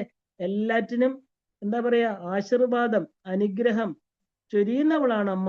സാക്ഷി വർജിത ദേവി ഉപാസകൻ ആ അടുത്തവന്റെ സർട്ടിഫിക്കറ്റിനായിട്ട് ഒന്നും ചെയ്യാറില്ല. അവൻ ഒന്നിനും സാക്ഷി വേണ്ട. ദേവി തന്നെയാണ് വിശ്വസാക്ഷിണിയായിട്ട് അവന്റെ കർമ്മത്തിന് ഫലം കൊടുക്കുന്നത്. ഇപ്പൊ ഷഡംഗ ദേവതായുക്ത ഷാഡ്ഗുണ്യ പരിപൂരിത, ഷഡ് അംഗങ്ങൾ കൊണ്ട് 6 അംഗങ്ങൾ കൊണ്ട് പരിപൂരിതയായിട്ടിരിക്കുന്നവൾ. 6 ഗുണങ്ങള് അല്ലേ. യശസ്, കീർത്തി, വൈരാഗ്യം, 6 ഗുണങ്ങളുള്ളവനെയാണ് നമ്മൾ ഭഗവാൻ എന്ന് പറയുന്നത് അല്ലേ. അനുഗ്രഹ ശക്തി, ബ്രഹ്മാദികൾക്ക് മാത്രമുള്ളതാണ്. ഐശ്വര്യം, വീര്യം, കീർത്തി, ശ്രീ, ജ്ഞാനം, വൈരാഗ്യം, ഇതിനെയാണ് നമ്മൾ ഷഡ് ഗുണങ്ങൾ എന്ന് പറയുന്നത്. അപ്പോ ആ ഒരു ബ്രഹ്മാദികൾക്ക് മാത്രമാണ് എന്താണ് ആ ഒരു അനുഗ്രഹ നിഗ്രഹ ശക്തികളുള്ളതെന്ന് പറയാറുണ്ട്. നമുക്ക് അനുഗ്രഹം മാത്രമേ പറ്റുള്ളൂ, ആരെയും മരണത്തിൽ നിന്ന് രക്ഷിക്കാൻ സാധ്യമല്ല. അപ്പൊ ഷഡ്ഗുണങ്ങൾ കൊണ്ട് പൂർണ്ണമായവൾ. 6 അംഗങ്ങള്, ശിവന് 6 അംഗങ്ങളെ, പരാശക്തിക്ക് ഇങ്ങനെ 12 കൈകളാണ് സുബ്രഹ്മണ്യന്, അല്ലെ? ശിവശക്തി ഐക്യം എന്ന് പറയുന്നതാണ് മുരുകൻ. അപ്പൊ നമ്മുടെ 50,000 ജീൻ, 25,000 അച്ഛന്റെ, 25,000 അമ്മയുടെ. അപ്പൊ ഇതില് 6,500 അമ്മയ്ക്ക് മാത്രമേ കൊടുക്കാൻ സാധ്യമുള്ളൂ ഒരു കുഞ്ഞിന്. അപ്പൊ എല്ലാ കുഞ്ഞുങ്ങൾക്കും അമ്മയുടെ ക്വാളിറ്റീസ് ആണ് കൂടുതൽ വരിക. അപ്പൊ മുരുകന് 12 കണ്ണുകളെ, 12 കൈകള്, അപ്പൊ ശിവനും ദേവിക്കും കൂടി കൊടുക്കുന്നതാണ്. അപ്പൊ ഇതില് ഹൃദയം, ശിരസ്, മൂക്ക്, കണ്ണ്, കാത്, നാക്ക് ഇവയെല്ലാം തന്നെ മഹേശ്വരന്റേതാണ്. അതുകൊണ്ട് ശിവോഹം, ശിവോഹം, ഞാൻ ശിവനാണ്, ശിവനെ അനുഭവിക്കണമെന്ന് പറയാൻ കാരണം. അപ്പൊ ശിവനെ എന്തിനാണ് ശരിക്കും പറഞ്ഞാല് ശിവനെ എങ്ങനെയാണ് നമ്മൾ കോവിലിൽ കാണുന്നത്? ഇപ്പൊ നമ്മുടെ തന്നെ ശരീരത്തിൽ ഇരിക്കുകയാണ്, ഇല്ലേ ഭഗവാൻ? അപ്പൊ ഈ 6 അംഗങ്ങള്, 4 വേദങ്ങളും ആ ഒരു ശിവ തത്വം എന്ന് പറയുന്നത് ശങ്കര ഭഗവത് പാദർ, ഗോവിന്ദസ്വാമി ഭക്തര്, അതായത് തന്റെ ഗുരു, അവസാനം ആ ഒരു ശാക്തേയം പഠിച്ച് ശിവയോഗമെല്ലാം തീർത്ത് പരാശക്തിയായിരിക്കുന്ന ദേവിയുടെ അനുഗ്രഹം കിട്ടിയതിന് ശേഷമാണ് സർവജ്ഞ പീഠം കയറിയത്. അപ്പൊ ദേവി ഭക്തർക്ക് ഈ ഭൂമിയിൽ കിട്ടാത്ത ഒരു തത്വജ്ഞാനവും വേറെയില്ല. ഇതാണ് നിയമം. അപ്പോ ഇത് ഈശ്വരൻ നമുക്ക് 6 അംഗങ്ങൾ കൊടുത്തിട്ടുണ്ട്, ഇല്ലേ? ഓരോ അംഗങ്ങളിലും ആ ഒരു ദൈവശക്തി ഇരിക്കുന്നുണ്ട്. അപ്പൊ ഞാൻ വെറും ശിവം, ശിവം എന്ന്, സർവം ശിവമയം, ശബ്ദ, സ്പർശ, രൂപ, രസഗന്ധങ്ങളെല്ലാം ശിവൻ തന്നെയാണ്. ഇതറിഞ്ഞവരാണ് ഋഷിമുനിമാര്, സത്തുക്കൾ എന്ന് പറയുന്നവര്. അപ്പൊ സർവജ്ഞ ദേവി സർവജ്ഞാനമുള്ളവളാണ്, അജ്ഞാനമേ ഇല്ലാത്തവളാണ്, നിത്യശുദ്ധ, എച്ചിലാകാതെയുള്ള പൊരുൾ. എച്ചിൽ എന്ന് പറഞ്ഞാല് വായിൽ നിന്ന് വരുന്ന എല്ലാം എന്നല്ല അർത്ഥം. ഏത് നമ്മുടേതെന്ന് പറഞ്ഞു കൊടുക്കുന്നുവോ, അതായത് മനസ വാച കർമ്മണ. ഇപ്പൊ നമ്മുടെ പൂവ്, പൂജ, നൈവേദ്യം, ജലം എല്ലാം ദേവിക്ക് എച്ചിലാണ്, അല്ലേ? ഈശ്വരനെ ആർക്കും തൊടാൻ പറ്റില്ല. കാരണം ദേവി അത് എന്നും നിർമ്മലമാണ്. അജ്ഞാത്വത്തെ മഹത്വം. ഇപ്പൊ എല്ലാ അജ്ഞാനം കൊണ്ടുണ്ടാകുന്നതാണ് എല്ലാം. ഇപ്പൊ നാരായണീയം ഭട്ടതിരി പറയണു, എല്ലാം അജ്ഞാനത്തിലാണ്. അസ്പഷ്ടം ദുഷ്ടമാത്രേ പുനരുരു പുരുഷാർത്ഥാത്മകം ബ്രഹ്മതത്വം തത്താവത് ഭാതി സാക്ഷാൽ ഗുരു പവനപുരേ അന്ധഭാഗ്യം ജനാനാം. അപ്പോ ആ ഒരു തൃപ്തി, നിത്യത, ശുദ്ധബോധം, സ്വാതന്ത്ര്യം. അപ്പോൾ നമ്മള് ആ ഒരു എന്താ പറയാ തന്ത്രത്തിലെ പ്രധാനാണ്. സ്വതന്ത്ര എന്ന് പറഞ്ഞാല് അനാശരഹിതമായിരിക്കുന്ന ശക്തി, അനന്തമായിരിക്കുന്ന ശക്തി. ഈ ശക്തി ദേവതകളാല് അംഗദേവതകളുമായിട്ട് നമ്മുടെ ശരീരത്തിൽ ഇരിക്കുകയാണ്. 6 തത്വം ശിവന്റേതാണ്, 6 അംഗദേവതകള് ദേവിയുടേത്, 6 ഗുണങ്ങള്, ഇങ്ങനെ 18 തത്വങ്ങള് നമ്മുടെ ഉള്ളിലിരിക്കണു. അങ്ങനെ ദേവിയെ അറിഞ്ഞാല് നാം സന്തോഷമായിട്ടിരിക്കണം, അല്ലെ? അപ്പൊ ദേവി കരുണാമൃത സാഗര. നാം നമ്മളോട് കരുണ കാണിക്കുമ്പോ ദേവി നമ്മൾ ആ ഒരു എന്താ പറയാ നമ്മള് ആത്മീയ വഴിയിലെന്ന അർത്ഥം. അപ്പൊ നമ്മള് കരുണ കാണിക്കുക എന്ന് പറഞ്ഞാൽ എന്താ? ഈ ചുറ്റുപാടുമുള്ള എല്ലാറ്റിനോടുമുള്ള ഒരു നന്ദി, ഇല്ലേ? എല്ലാരോടുമുള്ള കരുണ. അപ്പൊ നമ്മൾ ആത്മീയ വഴിയിലാണ്, ദേവിയെ അറിഞ്ഞു എന്നർത്ഥം. അപ്പൊ നിത്യക്ലിന്ന ആ ഒരു എന്താ പറയാ നിർവാണ സുഖദായിനി, ഒന്നുമില്ലാത്ത അവസ്ഥ, അത് നിർവാണം. എല്ലാം ത്യാഗം ചെയ്യുന്ന സ്ഥിതി. ഭഗവത് പാദര് പറയുന്നു, പത്മപാദർക്ക് കൊടുത്ത ആ ഒരു ഏക ഉപദേശം എന്താണ്? ആത്മജ്ഞാനം എന്ന തത്വബോധം, അല്ലെ? ജീവന് ശരീരമാണ് വസ്ത്രം. ഇത് പോയാൽ പിന്നെ ജീവൻ സന്തോഷിക്കും. കാരണം ജീവന് മരണമില്ല, അല്ലെ? നിത്യക്ലിന്ന നിരുപമ നിർവാണ സുഖദായിനി ദേവി നിത്യ ഷോഡശികാരൂപ ശ്രീകണ്ഠാർത്ഥ ശരീരിണി. ദേവി അറിഞ്ഞു വരുമ്പോ നമ്മുടെ ഉള്ളില് ഷോഡശ നിത്യ കലകൾ തെളിഞ്ഞു വരും. ഇപ്പൊ ശിവന് 16 കലകള്, ദേവിക്കും 16 കലകൾ, അല്ലേ? 16 തിഥി ദേവതകളാണ് ദേവിക്കുള്ളത്, 16 കലകള് ശിവന്റേത്. ഇപ്പൊ ചന്ദ്രനും 16 കലകളുണ്ട്. ചന്ദ്രൻ എന്ന് പറഞ്ഞാൽ മനസ്സാണ്. ഈ മനസ്സുഖം എന്ന് പറയുന്നത് ദേവിയുടെ ഈ മന്ത്രം ജപിച്ച് നമ്മൾ നേടണം. അപ്പൊ നിത്യ ഷോഡശിക രൂപ ശ്രീകണ്ഠാർത്ഥ ശരീരിണി. ശ്രീകണ്ഠൻ എന്ന് പറഞ്ഞാൽ അർത്ഥ ശരീരമായിട്ടുള്ളത് ശ്രീകണ്ഠൻ. ശ്രീകണ്ഠൻ ശിവനും വിഷ്ണുവും ചേർന്നതാണ്. അപ്പൊ ശിവന് മഹാവിഷ്ണു എന്ന വിഷ്ണു രൂപത്തിലെ പാതി ശരീരത്തെ കൊടുക്കുന്നുണ്ട് ദേവി. അപ്പൊ ഹലാഹലം കുടിക്കുമ്പോൾ ശിവന് താങ്ങാൻ പറ്റുന്നില്ല. ശിവൻ ശക്തി തന്റെ അനുഗ്രഹത്താല് ശക്തി തന്റെ പകുതി ശിവന് കൊടുത്തു എന്നാ പറയുന്നത്. ഇപ്പൊ ലളിത പരമേശ്വരിയെ പരിചരിക്കുന്നവര് 16 തിഥിനിത്യ ദേവതകള്, തിഥികള് 15, ത്രിപുരസുന്ദരി 16. ഇവിടെ ഭൂമിയില് 15 തിഥികൾ മതി. 16ാമത്തെ തിഥി ശക്തി ലോകത്തിലേതാണ്? അത് ത്രിപുരസുന്ദരിയാണ്, അമ്മയാണ്, ശിവദൂതി. 7ാമത്തെ കല, നമുക്കും 16 തിഥികള് അല്ലേ? ഇപ്പൊ കവചം 3ഉം പിന്നെ മുകളിലും താഴെയും ഉപാസകനെ അത് രക്ഷിക്കും. അപ്പൊ ശരിക്കും പറഞ്ഞാല് ദേവി എന്ന് പറയുന്ന ആ ശക്തി സറണ്ടേർഡ് ബൈ 16 തിഥിനിത്യ ദേവതകൾ, അതായത് 16 എന്താ പറയാ ഈശ്വര സ്വരൂപങ്ങള് അല്ലേ? അവര് ദേവിയെ ചുറ്റി നിൽക്കുകയാണെന്ന് അർത്ഥം. കാമേശ്വരി, ഭഗമാലിനി, നിത്യക്ലിന്ന, ഭേരുണ്ട, വന്യവാസിനി, മഹാവജ്രേശ്വരി, ശിവദൂതി, ത്വരിത, കുലസുന്ദരി, നിത്യ, നീലപതാക, വിജയ, സർവമംഗള, ജ്വാലാമാലിനി, ചിത്ര, ത്രിപുരസുന്ദരി. ശരിക്കും പറഞ്ഞാല് ഒരു ശക്തി ഉപാസകൻ അല്ലെങ്കിൽ ഒരു ദേവി ഉപാസകൻ ശരിക്കും പറഞ്ഞാല് ഈ 16 ദേവികളെ, അതായത് ആ 16 തലങ്ങള് 16 ഓറകളായിട്ട്, അതായത് ശരിക്കും 16 നക്ഷത്രങ്ങളെ പോലെ തന്റെ ശരീരത്തിൽ തന്നെ ഈ ദേവിമാരെ കാണണം. ശരിക്കും ഒരു റിയലൈസ്ഡ് ഡിവോട്ടി എന്ന് പറയുന്നത് എന്താ? ഈ 16 ദേവികളെയും ആക്റ്റീവായിട്ട് കാണുന്നതാണ്. കാരണം ദേവി ചൈതന്യം നമ്മുടെ ശരീരത്തിൽ കണ്ട് ഈ ശരീരവും ദേവിയുടെ ഗൃഹമാക്കി കൊടുത്ത് സഹസ്രാരത്തില് മഹാപത്മത്തില് സർവവും പരാശക്തിയെ ആയിട്ട് കണ്ട് ഹോമിക്കണം. അപ്പൊ ഇതില് നല്ലത് ചീത്ത, അജ്ഞാനം, വിജ്ഞാനം, സുഖം, ദുഃഖം എല്ലാം അവിടെ കൊടുക്കണം. ഒന്നും നമുക്ക് വേണ്ട ഇല്ലേ? എല്ലാം ദേവിക്ക് കൊടുക്കണം. ദേവി നോക്കിക്കൊള്ളും. അപ്പൊ ദേവി ഷഡ്ഗുണങ്ങളാല് പരിപൂരിതയാണ്. അപ്പൊ 6 ഗുണങ്ങൾ കൊണ്ട് ദേവി ശരീരം മൂടപ്പെട്ടതെങ്കില് ആ ദുർഗുണങ്ങളെല്ലാം, അതായത് കാമക്രോധ ലോഭ മോഹ മത മാത്സര്യങ്ങളാകുന്ന 6 ഗുണങ്ങൾ മനുഷ്യനുണ്ട് അല്ലെ? മനുഷ്യ മനസ്സ് അതുകൊണ്ട് മൂടിയിരിക്കുകയാണ്. അപ്പൊ ദേവി ചൈതന്യം എന്ന് പറയുന്നത് നമ്മൾ ആ ചൈതന്യം ഇതിനെപ്പറ്റി സദ്ഗുണങ്ങളാക്കി മാറ്റണം. സദ്ഗുണങ്ങള്, അതായത് സദ്ഗുണ സേവിതായൈ നമ. നമുക്ക് ദേവി അങ്ങനെ അനുഗ്രഹിക്കണം. നമ്മൾ പ്രാർത്ഥിക്കണം, അമ്മയോട് അനുഗ്രഹം ചോദിക്കണം. അപ്പോഴും നമുക്ക് നമ്മളെ പൂജ ചെയ്യാൻ അപ്പോഴാണ് നമുക്ക് നമ്മളെ പൂജ ചെയ്യാൻ സാധിക്കുന്നത്. മറ്റുള്ളവർക്ക് പൂജ ചെയ്യാൻ തോന്നും. ഈശ്വരൻ നമുക്ക് പൂജ ചെയ്യും ഇല്ലേ? ഇപ്പൊ കൃഷ്ണൻ കുചേലന് പഞ്ച ഉപചാര പൂജ ചെയ്യുന്നത് നമ്മൾ കണ്ടു. കാരണം കുചേലൻ എന്ന് പറഞ്ഞ പാവപ്പെട്ടവൻ എന്നല്ല അർത്ഥം. ബ്രഹ്മ ഐക്യത്തിന് കൊതിച്ച മനസ്സോട് കൂടിയവനാണ് കുചേലൻ. കാരണം മന്ത്രങ്ങള് ഭഗവാൻ പറഞ്ഞതാണ്. ഭഗവാൻ ഉവാച, അത് ഭഗവത്ഗീത ഭഗവാന് തന്നേ പറ്റുള്ളൂ അല്ലെ? അങ്ങനെ ഭഗവത് കൃപ കൊണ്ട് 16 കലകൾ ഉണ്ടാകുകയാണ്. ഈ ലോകത്തിലെ 16 നിത്യദേവതകളാണ്. നമുക്ക് 16 കലകളുണ്ട് മനുഷ്യന്.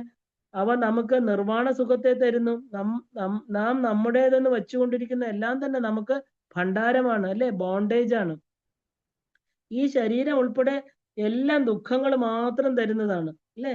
ജപധ്യാനങ്ങൾ ചെയ്യുമ്പോൾ മനസ്സ് നിൽക്കുന്നില്ല. ഇപ്പൊ 4 വേദങ്ങള്, സാമഗാനം, പാട്ടുകൊണ്ട് ഈശ്വരനെ നമുക്ക് പൂജിക്കാം. 16 തിഥിനിത്യ ദേവതകളെ ഷോഡശാക്ഷരി എന്ന് പറയുന്ന മഹാമന്ത്രമാണ്. ഇപ്പൊ ദേവിയുടെ ഈ മന്ത്രം അറിഞ്ഞോ അറിയാതെയോ ജപിച്ചാല് മുത്തുപോലെ പ്രകാശിക്കുന്ന 32 പല്ലുകള്, ശുദ്ധവിദ്യ, ശ്രീവിദ്യ എന്ന് പറയുന്ന മഹാമന്ത്രം അല്ലെ? 16 മുകളില് 16 താഴെ. ഇപ്പൊ 32 തത്വങ്ങള്, ബ്രഹ്മാവിഷ്ണു മഹേശ്വരന്മാര്, അതിനു മുകളിൽ ഒരു തത്വം, പരാശക്തി, 36 തത്വങ്ങള്, 36 പടികള്. ഇപ്പൊ കൈലാസത്തിലേക്ക് 36 പടികളാ പറയുന്നത്. 25 പ്രത്യക്ഷമായിട്ടിരിക്കും. ബാക്കി സൂക്ഷ്മതരം. 32 + 3 + 1 36 തത്വങ്ങള്. ഇത് ആർക്കറിയുന്നുവോ അവൻ തന്നെ പരാശക്തി അല്ലെ? ഇത് സാധനാമാർഗത്തിലൂടെ അറിയാം. 36 സത്യങ്ങൾ മനസ്സിലാക്കാനുള്ള അറിവ് നമ്മൾ ഉണ്ടാക്കിയെടുക്കണം. ഇത് സ്വയം ശ്രമിച്ചാൽ മാത്രമേ ഇതിന് സാധിക്കുകയുള്ളൂ. ഓരോ ദേവതയും ഇത് അറിയാനായിട്ട് ഭൂമിയിൽ വന്നിട്ട് വേണം. അപ്പൊ ദേവി ശ്രീകണ്ഠാർത്ഥ ശരീരിണിയാണ് അല്ലെ? ശിവനും ശക്തിയും ഒന്നാണ് എന്നതും ശിവനിൽ ശക്തിയുടെ ചലനമാണ് പ്രപഞ്ചത്തിൽ നടക്കുന്നതെന്നും നമ്മൾ അറിയണം. എല്ലാം നടത്തുന്നത് ഈ 2 പേരാണ്. അപ്പം ശിവം എന്ന് പറഞ്ഞാല് ശരിക്കും ജഡം അല്ലെ? ശിവൻ, ശക്തി, പ്രാണൻ. ഇപ്പൊ ജഡത്തിന് ശക്തി ഉണ്ടെങ്കിൽ മാത്രമേ ചലനമുള്ളൂ. ഇപ്പൊ നമ്മുടെ ശരീരം ജഡമാണ്. ശിവം നമ്മുടെ പവർ അല്ലെ? ശക്തിയുടെ കരുണ. ശക്തി ഉള്ളിലിരുന്നാണ് എല്ലാം നടത്തുന്നത്. ഇപ്പം മൂലപ്രകൃതി അവ്യക്ത വ്യക്താവ്യക്ത സ്വരൂപിണ്യേ നമ. ഇപ്പൊ പ്രഭാവതി, പ്രഭാരൂപ, പ്രസിദ്ധ, പരമേശ്വരി, പ്രഭ പ്രഭ എന്ന് പറഞ്ഞ പ്രകാശം, ചൈതന്യം അല്ലെ, ജ്ഞാനവടിവ്. ജ്ഞാനം എന്നത് കണ്ണിൽ നോക്കിയാൽ നമുക്ക് അറിയാൻ പറ്റും. പ്രഭ എന്നത് ഒരു ഗോപികയാണ്, കൃഷ്ണഭക്ത. അപ്പൊ ഈ ഗോപികയ്ക്ക് പ്രഭ എന്ന് പേര്. ഈ ഗോപിക കൃഷ്ണനൊരു വരം കൊടുത്തിരുന്നു, തന്റെ ആ അരമനയിൽ എപ്പോ വേണമെങ്കിലും കയറാം, ഇല്ലേ, പെർമിഷൻ ഒന്നും ഇല്ലാതെ കയറാം. ഈ ദേവി ഒരിക്കല് ഗോലോകത്ത് പോയി ഭഗവാനെ കാണാൻ കൃഷ്ണൻ മറ്റു ലോകങ്ങളിൽ പൂർണ്ണമായി കാണാൻ സാധ്യമല്ല. ഗോലോകത്തിലാണ് പൂർണ്ണമായിട്ട് ഭഗവാൻ ഇരിക്കുന്നത്. ഇവിടെ പ്രഭ ഗോലോകത്ത് ചെന്നപ്പോ കൃഷ്ണൻ രാധയോടൊത്ത് ഇരിക്കുകയായിരുന്നു. അപ്പൊ അകത്ത് വരരുതെന്ന് പറഞ്ഞു. അപ്പോ രാധ അഷ്ടശക്തികളിൽ ഒന്നാണ്. ഭൂമിയിൽ കൃഷ്ണനും രാധയും അംശാവതാരങ്ങളാണ്. ഗോലോകത്തിലെ പൂർണ്ണാവതാരങ്ങള്. അപ്പൊ കൃഷ്ണൻ പ്രഭയോട് ആ ഒരു പൂന്തോട്ടത്തിൽ ഇരുന്ന് സംസാരിക്കുന്നത് കണ്ട് രാധ വല്ലാതെ കോപിഷ്ഠയായി. കൃഷ്ണൻ പ്രഭയെ തന്റെ കണ്ണിലെ കൃഷ്ണമണി ആണെന്നും ആ ഒരു കറുത്ത ഡോട്ടാക്കി മാറ്റിയെന്നും കഥ. അങ്ങനെ പരാശക്തി കണ്ണിലൂടെ എല്ലാം കാണാൻ തുടങ്ങി എന്ന് പറയുന്നു. രാധ തന്റെ പ്രാണവല്ലഭനെ ശിക്ഷിച്ചില്ല. ആ ദേവി ശരിക്കും ശക്തിയുടെ അംശമാണ്. അപ്പോ നമ്മള് ഓരോരുത്തരുടെയും നോക്കുക എന്ന് പറഞ്ഞാൽ എന്താ, ദേവി നമ്മുടെ കണ്ണിലൂടെ നോക്കുന്നു എന്നർത്ഥം. അതായത് ദേവിക്ക് പ്രഭാവതി എന്നുള്ള പേര്. ഇപ്പൊ പരമേശ്വരി പ്രസിദ്ധയാണ്. കാരണം ലോകത്തിൽ അറിയാത്തതായിട്ട് ആരുമില്ല. ആ ഒരു പരമേശ്വരന്റെ ഈശ്വരിയായിട്ടിരിക്കുന്നവൾ, മൂലപ്രകൃതി, അതായത് പ്രകൃതിക്ക് മൂല കാരണമായിട്ടിരിക്കുന്നവൾ. നമ്മുടെ ശരീരത്തിലെ മൂലപ്രകൃതി എന്ന് പറയുന്നത് മൂലാധാരത്തിൽ ഇരിക്കുകയാണ്. കുളകുണ്ടം അകുളകുണ്ടം എന്ന് രണ്ട് തത്വങ്ങളുണ്ട്. അത് അവിടെയാണ് ശരിക്കും പറഞ്ഞാല് പ്രാണൻ ഇരിക്കുന്നത്. ഇപ്പൊ ആ ഒരു റീപ്രൊഡക്റ്റീവ് ഗ്ലാൻഡ്, അതായത് അവിടെ ഇരിക്കുകയാണ്. ഇപ്പൊ പ്രാണൻ മൂക്കുവഴി ആ ഒരു മൂലാധാരത്തിൽ പോയി സഹസ്രാരത്തിൽ വന്ന് തിരിച്ചു വരും. ഇതാണ് ശ്വാസോച്ഛ്വാസം എന്ന് പറയുന്നത്. ഇപ്പൊ ലോകം വ്യഷ്ടി സമഷ്ടി എല്ലാം ഉണ്ടാകാൻ കാരണം ശക്തിയുടെ അനുഗ്രഹമാണ്. ഇപ്പൊ ആ ഒരു മൂലപ്രകൃതി എന്ന് പറയുന്ന മഹാശക്തി, ഇതിന് അഷ്ടപ്രകൃതി എന്നും പറയും. പരമേശ്വരനോട് 8 പ്രകൃതം, അതായത് സ്വഭാവം ഉണ്ടെന്ന് പറയണു. ഒരു ഗുണം അറിയാൻ പോലും അനേക ജന്മങ്ങൾ വേണം. ഭഗവാന്റെ സന്ധ്യോജാതം, തത്പുരുഷം, വാമദേവം, അഘോരം എന്നുള്ള മുഖങ്ങള് അല്ലേ. ഈ ഗാനം, അതായത് മാണിക്യവാചകർ പോലും അറിയാൻ സാധിച്ചിട്ടില്ല. ഇപ്പൊ നമ്മൾ മനുഷ്യരുടെ ഉള്ളിൽ അഥവാ ആ ഒരു എന്താ പറയാ, അടിമ ഗരിമ തുടങ്ങിയിട്ടുള്ള അഷ്ടശക്തികളായിട്ട് എല്ലാം നടത്തുന്നുണ്ട്. അപ്പൊ ദേവിയുടെ കരുണ കൊണ്ടാണ് ഇത് നമുക്ക് തരുന്നത്, അതായത് ശരീരത്തിലുള്ള ജീവൻ. ഇപ്പൊ ശരീരം വിട്ടുപോകുമ്പോൾ ആദ്യം ഭൂമി തത്വം വിട്ടുപോകും, കാലുകൾ മരവിക്കും. ഭൂമിയാണ് നമ്മൾ ഇവിടെ പിടിച്ചു നിർത്തുന്നത്, ഇല്ലേ, അതിന്റെ ആകർഷണം. ആശാപാശങ്ങൾ ഉണ്ടാക്കുന്നതും ഭൂമിയുടെ ആകർഷണമാണ്. ഇപ്പൊ ജീവൻ എപ്പോഴും മുകളിലേക്ക് പോകാനാണ് ആഗ്രഹം. ശരീരം ജീവന്റെ പ്രൊട്ടക്ഷനാണ്. ഭൂമിയുടെ കാന്തശക്തി ജീവനെ എന്താ പറയാ, ജീവനെ പിടിച്ച് താഴോട്ട് വലിച്ചുകൊണ്ടേയിരിക്കും. ശരീരം കത്തിക്കുന്നത് വരെ ജീവൻ ചുറ്റിക്കൊണ്ടിരിക്കും. ആ ഒരു മുകളിൽ നിന്ന് ആ ഒരു കോള് വരുമ്പോ പെട്ടെന്ന് ഓടിപ്പോകും. കാരണം പ്രാണൻ, അപാനൻ തുടങ്ങിയ 10 പ്രാണനുകളും അവസാനം ധനഞ്ജയൻ എന്നുള്ള പ്രാണനും പോകുമ്പോൾ ശരിക്കും പറഞ്ഞ ഈ ബോഡി അഴുകാൻ തുടങ്ങും, ഇല്ലേ, ആ ഒരു ഡീജനറേഷൻ, ഇല്ലേ, ഡീക്കേയിങ് തുടങ്ങും. അപ്പൊ ആ ഒരു മൂല പ്രകൃതി വ്യക്ത സ്വരൂപിണി. അപ്പൊ അവിടെ ക്ലാരിറ്റി ഇല്ല. കാരണം പ്രാണൻ മൂലാധാരത്തിൽ വന്നാല് അടുത്ത സ്ഥിതി അറിയില്ല. പ്രപഞ്ചം ഒരു ശരീരം, നമ്മുടെ ശരീരത്തിന് വിവിധ ഭാഗങ്ങൾ ഉള്ളതുപോലെ പ്രപഞ്ചത്തിന് അംഗങ്ങളുണ്ട്. അപ്പൊ അതിലും ജീവനും പ്രാണനും ഉണ്ട്. പ്രപഞ്ചവും ഒരു കർമ്മം ചെയ്യുന്നു, തുടർന്ന് അത് പരാശക്തിയാണ് ചെയ്തുകൊണ്ടിരിക്കുന്നത് സൂക്ഷ്മഭാവത്തിൽ, അല്ലേ. അപ്പൊ ഈ മൂലപ്രകൃതിയാണ് ശരിക്കും പറഞ്ഞ പ്രകൃതി, നമ്മൾ ഈ കാണപ്പെടുന്ന പ്രകൃതിയെ ഉണ്ടാക്കുന്നത്. പ്രകൃതി 6 വിധമുണ്ട്. ഇപ്പൊ സൂര്യന്റെ ആ ഒരു എന്താ പറയാ, ശരിക്കും 550,55 ഡിഗ്രി സെൽഷ്യസ് അല്ലെ, 100 ഡിഗ്രിയിൽ എല്ലാം മെൽറ്റായി പോകും. അപ്രകാരമുള്ള സൂര്യനെ ഉണ്ടാക്കി ചന്ദ്രനും അഗ്നിയും എല്ലാം അതിൽ നിന്നുണ്ടാകുന്നതാണ്. അപ്പൊ നമ്മുടെ ശരീരത്തിൽ ശീത ഉഷ്ണ സഹന ശക്തി ശരീരത്തിനുണ്ട്. അപ്പോ ആ ഒരു ഓന്തിനെ പോലെ മഹർഷി ആ ഒരു എന്താ പറയാ, മർമ്മസ്ഥലത്തിനനുസരിച്ച് ശരീരത്തെ മാറ്റാൻ സാധിക്കും. ശരിക്കും പറഞ്ഞാല് ഒരു ബിൽറ്റ് ഇൻ മിഷൻ ഉണ്ട് നമ്മുടെ ഉള്ളില്. ആ ഒരു വിജ്ഞാനം നമുക്കുണ്ട്. ഇപ്പൊ ഭൗതിക ആധ്യാത്മിക ആ ഒരു എന്താ പറയാ, ജ്ഞാനം മുഴുവനും നമ്മുടെ ഉള്ളിലുണ്ട്. അപ്പൊ ആദിദൈവികം, ആദിഭൗതികം, ആധ്യാത്മികം, ഈ 3 താപത്രയങ്ങളിൽ നിന്ന് നമുക്ക് മോചനം നേടണം ഇല്ലേ? പ്രാണന് ആജ്ഞാചക്രത്തിൽ നിന്ന് ബ്രഹ്മരന്ധ്രം വഴി മുകളിലേക്ക് പോകാൻ വളരെ പ്രയാസമാണ്. കാരണം ബ്രഹ്മരന്ധ്രം എന്നാൽ പറഞ്ഞാല് ഒരു തലമുടി 1 ലക്ഷമായിട്ട് മുറിച്ചാൽ എത്രയുണ്ടോ അത്ര ചെറുതാണ്. അതിലൂടെ വായുവിന് പുറത്തേക്ക് വിടാൻ യോഗിക്ക് മാത്രമേ സാധിക്കൂ ഇല്ലേ? നമ്മുടെ ആത്മാവും അത്രയും ചെറുതാണ്. ഒരു തലമുടി 1 ലക്ഷം തവണ മുറിച്ചാൽ എത്രയുണ്ടോ അത്രയേ ഉള്ളൂ ആത്മാവ്. ഈ ഉപാസനയിൽ ഒരു ജന്മം എന്ത് ചെയ്താലും അത് എന്താ പറയുക, ഫിക്സഡ് ഡെപ്പോസിറ്റ് ആണ്. നമ്മൾ ഈ ദേവീപരമായിട്ട് ചെയ്യുന്നത് ഇല്ല, ഈശ്വര ഉന്മുഖമായിട്ട് ചെയ്യുന്നതെല്ലാം തന്നെ നമ്മുടെ ഫിക്സഡ് ഡെപ്പോസിറ്റ് ആണ്. അത് അടുത്ത ജന്മം അവിടെ നിന്ന് തുടങ്ങിയാൽ മതി ഇല്ലേ? ശരിക്കും പറഞ്ഞാല് അവ്യക്തമായിട്ടുള്ള ഈ ശക്തി വ്യക്തമായ രൂപത്തിലും വരും. എത്ര തവണ ദേവിയുടെ പ്രക്രിയ നടത്തുന്നതോ ആ പ്രകർഷേണ ലയിക്കുന്ന ക്രിയ, ഏത് വസ്തുവിനും രൂപം ഉണ്ടാക്കുന്നതിനാണ് നമ്മൾ ക്രിയ എന്ന് പറയുന്നത്. രൂപമില്ലാത്തത് ക്രിയയല്ല. മൂലപ്രകൃതി പ്രാകൃതമായതിനെ പ്രകൃതിയാക്കി മാറ്റുന്ന പ്രപഞ്ച രഹസ്യങ്ങളെല്ലാം തന്നെ നമുക്ക് മനസ്സിലാക്കി തരുന്ന മഹാശക്തിയാണ് ദേവി. അപ്പോ എന്താ പറയാ, ദേവി എന്ന് പറയുന്നത് നമ്മൾ ദേവിയെ ഒരു പ്രാവശ്യം സ്മരിച്ചാൽ പോലും നമുക്കത് ഫിക്സഡ് ഡെപ്പോസിറ്റ് ആണ്. എന്താ, അത്രയും അനുഗ്രഹമാണ് അമ്മ തരുന്നത് അല്ലേ? മഹാപുണ്യം ശക്തി നമ്മളിൽ ഇല്ലെങ്കിൽ ഈ തത്വങ്ങൾ മനസ്സിലാകില്ല. ആ പൂർവ്വ പുണ്യങ്ങളായിരിക്കുന്ന വ്രതങ്ങള്, പരോപകാരം, കീർത്തനം അല്ലേ, കീർത്തനാലാപം, നാമജപം തുടങ്ങിയവരുടെ ഫീസ് നേരത്തെ തന്നെ അടയുന്നവർക്ക് മാത്രമേ ഈ ജന്മത്തില് ഈ മഹാഭാഗ്യം ലഭിക്കുകയുള്ളൂ. കാരണം ഇങ്ങനെയുള്ള ചെയ്തവർക്ക് അനേക ജന്മങ്ങളില് അകൃത പുണ്യ പ്രഭവതി എന്ന് ശങ്കര ഭഗവത്പാദർ പറയുന്നില്ലേ? അനേക പുണ്യങ്ങൾ ചെയ്താലേ ദേവി ഉപാസന സാധ്യമാകുള്ളൂ. ഇതാണ് ഒറിജിനൽ ജ്ഞാനം. ഈ ജന്മത്തിൽ ഈ മഹാഭാഗ്യം കിട്ടണമെങ്കിൽ എന്ത് വേണം? അനേക സത്കർമ്മങ്ങള്, പുണ്യങ്ങള് ചെയ്തിരിക്കണം അല്ലേ? മറ്റെന്ത് എല്ലാം ചെയ്താലും ഉദരനിമിത്തം ബഹുകൃത വേഷം ഇല്ലേ? ഫേമസ് ആകാന് പണത്തിന് വേണ്ടിയിട്ടുള്ള മാർഗങ്ങൾ മാത്രമാണ് ബാക്കിയുള്ള ഈ വേഷം കെട്ടലുകളെല്ലാം. യഥാർത്ഥ ജ്ഞാനം എന്ന് പറയുന്നത് ദേവി തത്വമാണ്. കലിയുഗത്തില് മനുഷ്യന്റെ ആയുസ് എന്ന് പറയുന്നത് 120 വർഷമാണ്. പണ്ട് 300-400 വരെ ആയിരുന്നു.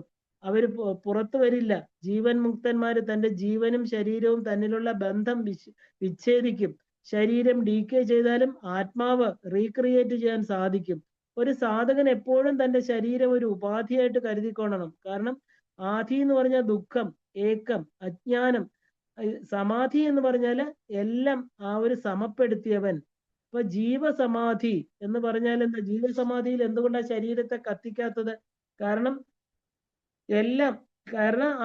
ഡീക്കേ ചെയ്യാൻ 5000 വർഷം വേണം. കാരണം ഇത് എല്ലാം കംപ്ലീറ്റ് ലയിച്ചാലേ അടുത്ത ജന്മം കിട്ടുള്ളൂ എന്ന് പറയണു. ഇപ്പൊ ബോണില് ചില DNA ഉണ്ടാകും. അപ്പൊ ജ്ഞാനം കിട്ടുമ്പോൾ അജ്ഞാനം മാറും. അപ്പൊ പഞ്ചയജ്ഞം ചെയ്ത് തീർക്കണം. ഒരു DNA കംപ്ലീറ്റ് പോകാനായിട്ട് 60,000 വർഷം വേണമെന്ന് പറയണു. RNA എന്ന് പറയുന്നത് ശരിക്കും പറഞ്ഞാല് സിംഗിൾ ആയിട്ടുള്ള എന്താ പറയാ ഇതാണ്. ഈ DNA എന്ന് പറഞ്ഞാൽ നമ്മുടെ രക്തത്തിലൂടെ വരുന്നത്. വ്യാപിനി വിവിധാകാര, ദേവിയെ വ്യാപിച്ച് വിവിധ ആകാരങ്ങൾ എടുത്ത് സന്തോഷമായിട്ടിരിക്കണു. അപ്പൊ ദേവി വിദ്യയായിട്ടും അവിദ്യയായിട്ടും ഇരിക്കുന്നു. ഭാഷ അറിഞ്ഞുകൂടാത്തവന് എന്ത് ചീത്ത പറഞ്ഞാലും അറിയില്ല അല്ലെ? അവിദ്യയും അങ്ങനെ തന്നെയാണ്. നമ്മുടെ വാക്കിൽ രണ്ടും ഉണ്ട്. വൈഖരി രൂപമാണ് വാക്ക്. വിദ്യ ഗുണം, അവിദ്യ ദുഃഖം. മഹാകാമേശ കുമുദാഹ്ലാദ കൗമുദി. ഇപ്പൊ കാമേശ്വരനെ സന്തോഷിപ്പിക്കുന്നവൾ, 3 നയനങ്ങൾ, ത്രിനേത്രങ്ങൾ വഴി ശിവന് സന്തോഷം കൊടുക്കുന്നവൾ. നമ്മുടെ ശരീരം, ജ്ഞാനം, അറിവ് എല്ലാത്തിനും ഉണ്മ കൊടുക്കുന്നത് ശക്തിയായിരിക്കുന്ന ജീവനാണ്. പ്രകൃതിക്ക് അഴക് കൊടുക്കുന്നത് പ്രാണനാണ്. പ്രാണനും പരാശക്തി തന്നെയാണ്. സൂര്യനായിട്ടും സൂര്യസന്തതിയായിട്ടും ഇരിക്കുന്നവള് ഇല്ലേ? ഭാനു സന്തതി. നമ്മുടെ ശരീരത്തിൽ സൂര്യൻ, ചന്ദ്രൻ, അഗ്നി എല്ലാം ഉണ്ട്. അപ്പൊ നമ്മുടെ ശരീരത്തിൽ നിന്ന് എന്ത് വിസർജ്യ വസ്തു പുറത്തു വന്നാലും അത് ചൂടായിരിക്കും. അപ്പോ ഈ പറഞ്ഞ എന്താ പറയാ, തുപ്പല്, കണ്ണുനീര്, ബ്ലഡ്, യൂറിൻ എല്ലാം എന്നും പ്രകൃതിയിൽ ഉൽപ്പാദിപ്പിക്കുന്ന എല്ലാം സൂര്യൻ എന്ന താപശക്തി കൊണ്ടാണ്. അപ്പൊ പരമേശ്വരി എന്നത് തണുപ്പും പരമേശ്വരൻ എന്നത് ചൂടും പ്രപഞ്ചത്തിൽ മുഴുവനും ഉണ്ട്.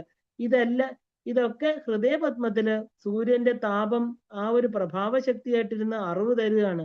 ഈ അറിവ് കൊണ്ട് നമുക്ക് മുക്തമാകാം. ദേവി ശിവനെ ശരിക്കും പറഞ്ഞാൽ ദൂതിന് വിട്ടവൾ, ശിവദൂതി. അപ്പൊ ശിവന് പ്രിയപ്പെട്ടവൾ എന്നും ശിവഭക്തരെ ദണ്ഡിക്കുമ്പോഴും മഹാദേവന്റെ അനുഗ്രഹം വാങ്ങിയിട്ടേ ദേവി ചെയ്യാറുള്ളൂ. ശുംഭനിശുംഭന്മാർക്ക് ശിവൻ ദൂത് പോയി എന്നാണ് അല്ലേ. അപ്പൊ ശരീരത്തിന് ശിവം, ജീവൻ, ശക്തി. അപ്പൊ ഇത് പ്രിയം എന്ന് പറഞ്ഞാൽ എന്താ? ആ ഒരു തിരിച്ചും അങ്ങനെ തന്നെ. അപ്പൊ നമ്മള് സ്വയം പ്രകാശമാണ്. ശരിക്കും പറഞ്ഞാൽ ആധ്യാത്മികതയിലെ പ്രകാശം എന്നാൽ അറിവെന്നാണ് അർത്ഥം. വ്യാസൻ, ഋഷികള്, അഷ്ടാവക്രൻ, വ്യാഘ്രപാദർ തുടങ്ങിയത് അറിവ് കൊണ്ട് പ്രകാശിക്കുന്നവരാണ്. അപ്പൊ അറിവുള്ളവർക്ക് കൊടുക്കുന്നു. അത് തന്നെയാണ് മഹാപ്രകാശം. അപ്പൊ മനസ്സ്, വാക്ക്, ചര, ഇതുകൊണ്ട് നമ്മൾ എന്താണ്, ഇവ കൊണ്ടാണ് നമ്മൾ ജ്ഞാനിയായിട്ട് തീരുന്നത്. ഇപ്പൊ മനോ വാചാമ ഗോചര, ചിത്തം, ആ ഒരു ചിത്തത്തിന്റെ ചൈതന്യത്തില് അൾട്ടിമേറ്റ് റിയലൈസേഷൻ. സത്ത് എന്ന് പറഞ്ഞാൽ ആനന്ദമാണ്. ഇപ്പൊ ബ്രഹ്മത്തിന്റെ ജ്ഞാനരൂപം, ഇച്ഛാജ്ഞാന ക്രിയ ബ്രഹ്മത്തിന്റെ ക്രിയാരൂപം. ഇപ്പൊ കർമ്മം, ഇപ്പൊ നമ്മുടെ ജ്ഞാനേന്ദ്രിയങ്ങളും കർമ്മേന്ദ്രിയങ്ങളും ഉള്ളതുപോലെ ചേതനാരൂപ ശരീരത്തിന് ആത്മാവ് പോയാൽ പിന്നെ അതിന്റെ പേര് ചേതനൻ എന്നാണ്. അപ്പോ ആ ഒരു മരണം കഴിഞ്ഞ് ചേതനൻ എന്ന പേരിലാണ് ആ ഒരു എന്താ പറയാ ആത്മാവ് ലോകത്തിന്റെ, അതായത് പരലോകത്തിൽ പ്രവേശിക്കുന്നത്. പര ആത്മ, അതായത് ആ ഒരു എന്താ പറയാ പരലോകം എന്ന് പറയുന്ന ലോകമുണ്ടെന്ന് നമുക്ക് ഗരുഡ പുരാണത്തിൽ പറയുന്നുണ്ട്. യമലോകത്തിൽ പ്രവേശിക്കുന്നത് വരെ അതിനെ നമ്മൾ പ്രേതാത്മാവെന്ന് വിളിക്കുന്നു. ഇപ്പൊ രുദ്രപ്രീതി വരുത്തിയാൽ DNA ശുദ്ധമാക്കി നമുക്ക് അടുത്ത തലത്തേക്ക് വിടണം. അത് തന്നെയാണ് ശിവന്റെ ഹലാഹല വിഷപാനം എന്ന് പറയുന്നത്. അപ്പൊ നമ്മുടെ ദോഷങ്ങളാകുന്ന വിഷങ്ങളെ എടുത്ത് നമ്മളെ ശുദ്ധമാക്കി വിടുന്നു. അപ്പൊ ചേതനൻ എന്ന രൂപത്തിൽ കടത്തിവിടുന്ന ദേവി ശിവന്റെ കയ്യിൽ പിടിക്കുകയാണ്. കാരണം ആ ഒരു എന്താ പറയാ തുഷ്ടിയും പുഷ്ടിയും നൽകുന്നത് ദേവിയാണ് ഇല്ലേ. ജഡശക്തി, ജഡത്തിലെ ശരീരത്തിലെ ആത്മശക്തിയായിട്ടിരിക്കുന്നവൾ. ഇപ്പൊ ശ്രീവിദ്യ, ശ്രീചക്രം, ലളിതാ സഹസ്രനാമം ഇവയെല്ലാം ഒരു പ്രാവശ്യമെങ്കിലും കേട്ടവർക്ക്, ഇല്ലെങ്കിൽ അതിനെ ശ്രദ്ധയോടെ നമ്മൾ എന്താ പറയുക മനസ്സിലാക്കിയവർക്ക് കർമ്മങ്ങൾ പോലും ചെയ്യേണ്ട ആവശ്യമില്ല. ശ്രാദ്ധ കർമ്മങ്ങളൊന്നും അവർക്ക് ചെയ്യേണ്ടെന്ന് പറയാറുണ്ട്. അപ്പൊ മരണാനന്തരം ആത്മാവിനെ ചേതനൻ എന്നാണ് പറയുന്നത്. ആ നാമത്തിൽ ദേവി ലോകത്തിലേക്ക് കയറ്റിവിടും. എല്ലാ ലോകങ്ങളെയും വളരെ പെട്ടെന്ന് എന്താ പറയാ ആ ഒരു ഗോലോകം ഉൾപ്പെടെ കടന്ന് മണിദ്വീപത്തിൽ എത്തിച്ചേരും ദേവി ഉപാസകര്. അപ്പൊ അമ്മ എന്ന് വിളിക്കുമ്പോൾ തന്നെ ആ പരാശക്തി, അതായത് ദേവി ആ പാശത്തോടു കൂടി അല്ലെ, യാതൊരു എന്താ പറയാ ആ ഒരു യാതനാ ശരീരം, വേദനാ ശരീരമെല്ലാം മാറി അവർക്ക് ദേവി ദിവ്യ ശരീരത്തെ പ്രദാനം ചെയ്യും. അപ്പൊ ജീവൻ ആദ്യം സപ്തസാധു ശരീരം, സൂക്ഷ്മ ശരീരമാകുമ്പോൾ 17 ധാതുക്കളുള്ള ശരീരമാകും. അത് കഴിഞ്ഞ് 11, 12 മരണത്തിന് ശേഷം അടുത്ത ശരീരത്തിൽ പ്രവേശിക്കും. ഇപ്പൊ മന്ത്രദേവതകൾ ഈ ജീവനെ അതിന് സഹായിക്കും. പുതിയ ദിവ്യ ശരീരം, അതായത് ശക്തി സ്വരൂപം, സ്ത്രീ ഒരു സ്വരൂപമാകും. അത് മണിദ്വീപത്തിലെത്താൻ ശരീരത്തിൽ ഇരിക്കുന്ന പരാശക്തിയുടെ അനുഗ്രഹത്താൽ മാത്രമേ ഈ ജീവന് ഈ അനുഗ്രഹം കിട്ടുള്ളൂ. ഇപ്പൊ യസ്യ സ്മരണ മാത്രേണ ജന്മ സംസാര ബന്ധന, സ്മരണം കൊണ്ട് മാത്രം ഈ അനുഗ്രഹം കിട്ടും. ബീജാക്ഷര മന്ത്രങ്ങൾക്കും ആ ഒരു ആറ്റം ബോംബിനോളം, ന്യൂക്ലിയർ ബോംബിനെക്കാളും ശക്തി ഉണ്ടെന്ന് പറയണു. ബ്രഹ്മാസ്ത്രം പോലും ഒരു മന്ത്രമാണ്. അപ്പൊ ഈ മന്ത്രങ്ങൾ ജപിച്ചാൽ ഈ ശരീരത്തിലുള്ള പാപങ്ങൾ പോകുമെന്ന് ദൃഢമായിട്ട് വിശ്വസിച്ചോണം. കാരണം ഇതാണ് ശരിക്കും പറഞ്ഞ കൺവിക്ഷൻ. ഇപ്പൊ നമ്മൾ ഇപ്പോൾ ചെയ്യേണ്ടത് ഇപ്പോ ചെയ്യണം. കാരണം ആ ഒരു പ്രജ്ഞ നശിച്ചിട്ടില്ല ഇല്ലേ. ICUവിൽ നമ്മൾ കിടന്ന് നമ്മുടെ ഈഗോ എല്ലാം പോയി കഴിഞ്ഞ് നമുക്കൊന്നും ജപിക്കാൻ പറ്റാത്തപ്പോഴല്ല ഇത് ചിന്തിക്കേണ്ടത്. എല്ലാം കഴിവുള്ളപ്പോൾ ചെയ്യണം. കാരണം അത് ചെയ്ത് വച്ചുകൊള്ളണം. അതെല്ലാം ഡെപ്പോസിറ്റ് ആണ് അല്ലെ. നമ്മൾ വെറുതെ സമയം പാഴാക്കാതെ മറ്റുള്ള ചിന്തകളിൽ അലയാതെ കരളിൽ വിവേകം കൂടാതെ കൊണ്ട് അരനിമിഷം ബധ കളയരുതാരും അല്ലെ. മരണം വരുമെന്നോർത്ത് നനച്ചിഹ. മരണം എപ്പോഴാണ് വരുന്നത് അല്ലെ. നമ്മൾ പറയും രംഗബോധമില്ലാത്ത കോമാളി. അതൊന്നും അല്ല. ഫിക്സഡ് ആയിട്ടുള്ള ടൈം. നമുക്ക് എത്ര കാലം ഈ ഭൂമിയിൽ ഇരിക്കാന്നുള്ളത് ഫിക്സഡ് ആണ് അല്ലെ. അതിനെയാണ് നമ്മൾ ഡെസ്റ്റിനി, നിയതി എന്നൊക്കെ പറയുന്നത്. ഇപ്പൊ ഗീത തന്നെ പറയുന്നുണ്ട്. ഇപ്പൊ ഗീത എന്നാൽ പരാശക്തിയുടെ ആ ഒരു മുക്തിക്കുള്ള ഗാനമാണ് ഗീത. ഗകാരം മന്ത്രം, ജ്ഞാനപ്രദം, ഗംഗ, ഗായത്രി, ഗണപതി. ഇപ്പൊ ജഡത്തിനെ പറ്റിയുള്ള ഭ്രമം പോയാൽ പിന്നെ ശരിയായിട്ടുള്ള ആ ഒരു ചിന്തകൾ ഉണ്ടാവും. ഇപ്പൊ പീഠ അംഗദേവതകൾ എന്ന് പറഞ്ഞാല് ശരീരവും അതിനകത്തുള്ള ദേവതകളും. ഗായത്രി എന്ന് പറഞ്ഞാൽ ഗായന്തം ത്രായതേ ഇതി ഗായത്രി. 3 പ്രാവശ്യം ജപിച്ചാൽ പോലും എല്ലാ സുഖങ്ങളും ലഭിച്ച് അവസാനം മണിദ്വീപിൽ എത്തിച്ചേരും. ഇപ്പൊ ഗായത്രി വ്യാഹൃതി സന്ധ്യ ദ്വിജ വൃന്ദ നിഷേവിത. ഇപ്പൊ മണിദ്വീപിൽ എത്തിച്ചേരണമെങ്കിൽ എന്താ വേണ്ടത്? 6 പാർട്ട് ഉണ്ട് ഇല്ലേ? 5+1 6. അതായത് 1 സൈലന്റ് ആണ്. ഇപ്പൊ ഗായത്രിക്ക് 24 അക്ഷരം. ഗായത്രി 1, മഹാഗായത്രി വേറൊന്ന്. ഇപ്പൊ ഗായത്രി എന്ന് പറഞ്ഞാൽ ബ്രഹ്മദേവന്റെ കനിഷ്ഠ പത്നി സ്വരൂപമാണ്. അപ്പൊ അവരുടെ ഒറിജിനൽ ശക്തിയാണ് സരസ്വതി. അപ്പൊ സരസ്വതി ദേവി കുറച്ച് അഡമന്റായി ബ്രഹ്മദേവൻ യജ്ഞം തന്നോട് ചോദിച്ചിട്ട് തുടങ്ങാത്തത് കൊണ്ട് അപ്പൊ ആ ഒരു ബ്രഹ്മാവിന് ഇരുത്താനായിട്ട് അറിവിനോട് ചോദിച്ചില്ല. സർവജ്ഞാനിയായിരിക്കുന്ന ബ്രഹ്മാവ് തന്റെ അറിവുമായിട്ട് ആലോചിക്കാതെ ചെയ്യുന്ന കാര്യം അവസാനം ഡിസ്ട്രക്ഷൻ അല്ലെ? അറിവ് അന്തർയാമിയാണ്. അറിവില്ലാതെ ചെയ്യുന്നത് പൂർണ്ണമാകില്ല. ഇപ്പൊ വേറെ ആരോടെങ്കിലും ചോദിച്ച് ചെയ്യണം. ബ്രഹ്മാവിന് സരസ്വതി പരാശക്തി കൊടുത്ത ആ ഒരു ഒരു വരമാണത്. ഇപ്പൊ ശരീരത്തിൽ എല്ലാവർക്കും ഒരു മിഥ്യാ അഭിമാനമുണ്ട്. അതുപോലെ സരസ്വതി ദേവിക്ക് ഇല്ലെങ്കിലും ബ്രഹ്മദേവൻ സരസ്വതി വന്നില്ല, ആ ഒരു ബ്രഹ്മദേവനോടുള്ള ചെറിയ വിദ്വേഷം കൊണ്ട്. പക്ഷെ ബ്രഹ്മദേവൻ യാഗം തുടങ്ങി സരസ്വതി വരാതെ തന്നെ. അപ്പൊ ബ്രഹ്മദേവൻ എന്ത് ചെയ്തു? ശരിക്കും പറഞ്ഞ നമ്മുടെ ക്രിയേറ്റർ ആണ് ഇല്ലേ? സൃഷ്ടികർത്താവാണ്. ഗായത്രി ദേവിയെ ഉണ്ടാക്കി. ഗായത്രി ദേവി ആ ഒരു അബ്രാഹ്മണ സ്ത്രീയാണ്. ബ്രാഹ്മണൻ പറയുന്ന ഗായത്രി അവർക്ക് മാത്രം എന്നാണ് അല്ലെ? ഗായത്രിയെ നമ്മൾ അബ്രാഹ്മണ സ്ത്രീ ഈ ഗായത്രി തത്വം, അതായത് ബ്രാഹ്മണൻ ബ്രഹ്മത്തെ ഉപാസിക്കുന്നതാണ്. ഓം എന്ന പ്രണവ മന്ത്രം. അപ്പൊ എല്ലാറ്റിന്റെയും ആ ഒരു പ്രഥമ മന്ത്രമാണ് ശരിക്കും പറഞ്ഞാല് ഗായത്രി, മഹാഗായത്രി എന്ന് ഇതിനെ പറയുന്നുണ്ട്. കാരണം ഇതില് ആ മഹാഗായത്രി 100 അക്ഷരങ്ങളുണ്ട്. സാവിത്രി, ഗായത്രി, ഭുവ ഗായത്രി, ദുർഗ, സാവിത്രി, ശിവ ഗായത്രി, ഇങ്ങനെ 3 ഗായത്രി ചേരുന്നതിനാണ് നമ്മൾ മഹാഗായത്രി എന്ന് പറയുന്നത്. ഇതിൽ സാവിത്രി ഗായത്രി 24 മാത്രകള്, ദുർഗ ഗായത്രി 44 മാത്രകള്, ശിവ ഗായത്രി, ത്രയംബക ഗായത്രി 32 മാത്രകള്. അപ്പൊ ഇതില് ടോട്ടല് 100. അപ്പൊ ഈ ഓം ബ്രഹ്മത്തിന്റെ ശബ്ദ സ്വരൂപമാണ്. തത എന്ന് പറയുന്നത് അർദ്ധരാത്രി. തതത്വം, I am you, you are me അല്ലെ? ഓം തത് സവിതുർ വരേണ്യം തത് ആത്മാ ത്രായതേ. അപ്പൊ ഈ 3 കാലങ്ങള്, പ്രാതം, മധ്യ, സന്ധ്യ, രാത്രി, മധ്യരാത്രി, പ്രാതരാത്രി. അപ്പൊ 24 മണിക്കൂർ, 7 ദിവസം അല്ലെ? സാധകനെ 24 മാത്രകള് എപ്പോഴും ഈ ഒരു മന്ത്രം രക്ഷിക്കും. ഇപ്പൊ ഗായത്രി എന്ന് വെറുതെ പറഞ്ഞാൽ മതി, അത് പുണ്യാണ്. സവിതുർ വരേണ്യം പ്രാതകാലം 2, 3, 4. സവിതുർ വരേണ്യം 567. എം എന്ന് പറഞ്ഞാൽ 8. ഇത്രയും പറയുമ്പോൾ തന്നെ ആ ഒരു പ്രാതകാലം കഴിയും. അപ്പൊ ഭർഗോ ദേവസ്യ 9, 10, ദേവസ്യ 12, 13 3 മാത്രകള്. മധ്യാഹ്നം കഴിഞ്ഞ് ധീമഹി ധിയോ യോന 14, 15, 16, 17, 18, 19, 20. സായം സന്ധ്യ കഴിഞ്ഞ രാത്രിയായി. അപ്പൊ പ്രചോദയാത്. അപ്പൊ 22, 23, 24 രാത്രി കഴിഞ്ഞു ഇല്ലേ? അങ്ങനെ അർദ്ധരാത്രി തുടങ്ങി അർദ്ധരാത്രി തീരണു. അപ്പൊ ഇത് പ്രധാനമായിട്ടും നമ്മുടെ ശരീരം 24 ഭാഗങ്ങള്, അതിൽ 12 ഭാഗങ്ങൾ പുറത്തും 12 ഭാഗങ്ങൾ അകത്തും കാണാം. 12 രാശിചക്രം, 12 ശിരസ് മുതൽ പാദം വരെ അല്ലെ? ആ ഒരു ശിരസിൽ തുടങ്ങി പാദം വരെ. ഇത് ഈ വെളിയിൽ കാണുന്നത്. ഇനി ഉള്ളില് ബ്രഹ്മാവിന്റെ ഒരു രാശി. ഈ തലയില് എന്തൊക്കെ എഴുതിയിട്ടുണ്ട്, ഈ മുഖം എന്തൊക്കെ കാണും ഇല്ലേ? കാല് എവിടെ പോകും ഒന്നും നമുക്കറിയില്ല. എന്നാൽ ഈ ശരീരത്തിലിരിക്കുന്ന ബ്രഹ്മൻ എന്ന് പറയുന്ന പ്രാജ്ഞന് മാത്രമേ ഇതെല്ലാം അറിയാവുള്ളൂ. സൂക്ഷ്മ രാശികള് ഉള്ളിലെല്ലാം അകത്തെഴുതിയിട്ടുണ്ട്. ദൈവജ്ഞൻ, ജ്ഞാനി അവർക്ക് മാത്രമാണ് ഇത് അറിയാൻ സാധിക്കുന്നത്. ഇപ്പൊ ഗായത്രി മന്ത്രം എന്നത് നമ്മുടെ അകത്തും പുറത്തും അറിയുവാനുള്ള കഴിയുന്ന ഒരു മഹാശക്തി. ഇപ്പൊ ഗായത്രി മന്ത്രം ജപസിദ്ധി കിട്ടിയവർക്ക് എല്ലാം അറിയാൻ സാധിക്കും എന്ന് പറയുന്നുണ്ട്. ഗായത്രി ഉപാസകന് എല്ലാം അറിയാൻ സാധിക്കും. എന്ത് പറഞ്ഞാലും അത് സത്യമായിട്ട് വരും. ഇപ്പൊ ഗായത്രി മന്ത്രസ്വരൂപത്തില് വ്യാകൃതികളായിട്ട് ഭുർ ഭുവ സുവ ജന തപ ജന മഹാ തപ സത്യ, ഇങ്ങനെ 7 ലോകങ്ങളുമായിട്ട് അത് ലോകങ്ങളിലായിട്ട് വ്യാപിച്ചിരിക്കണു. ഒരിടത്തിരുന്ന് ഗായത്രി ജപിച്ചാല് 7 ലോകങ്ങളെയും അവന്റെ DNA മനസ്സ വാച കർമ്മണ കണക്ട് ആവുമെന്ന് പറയണു.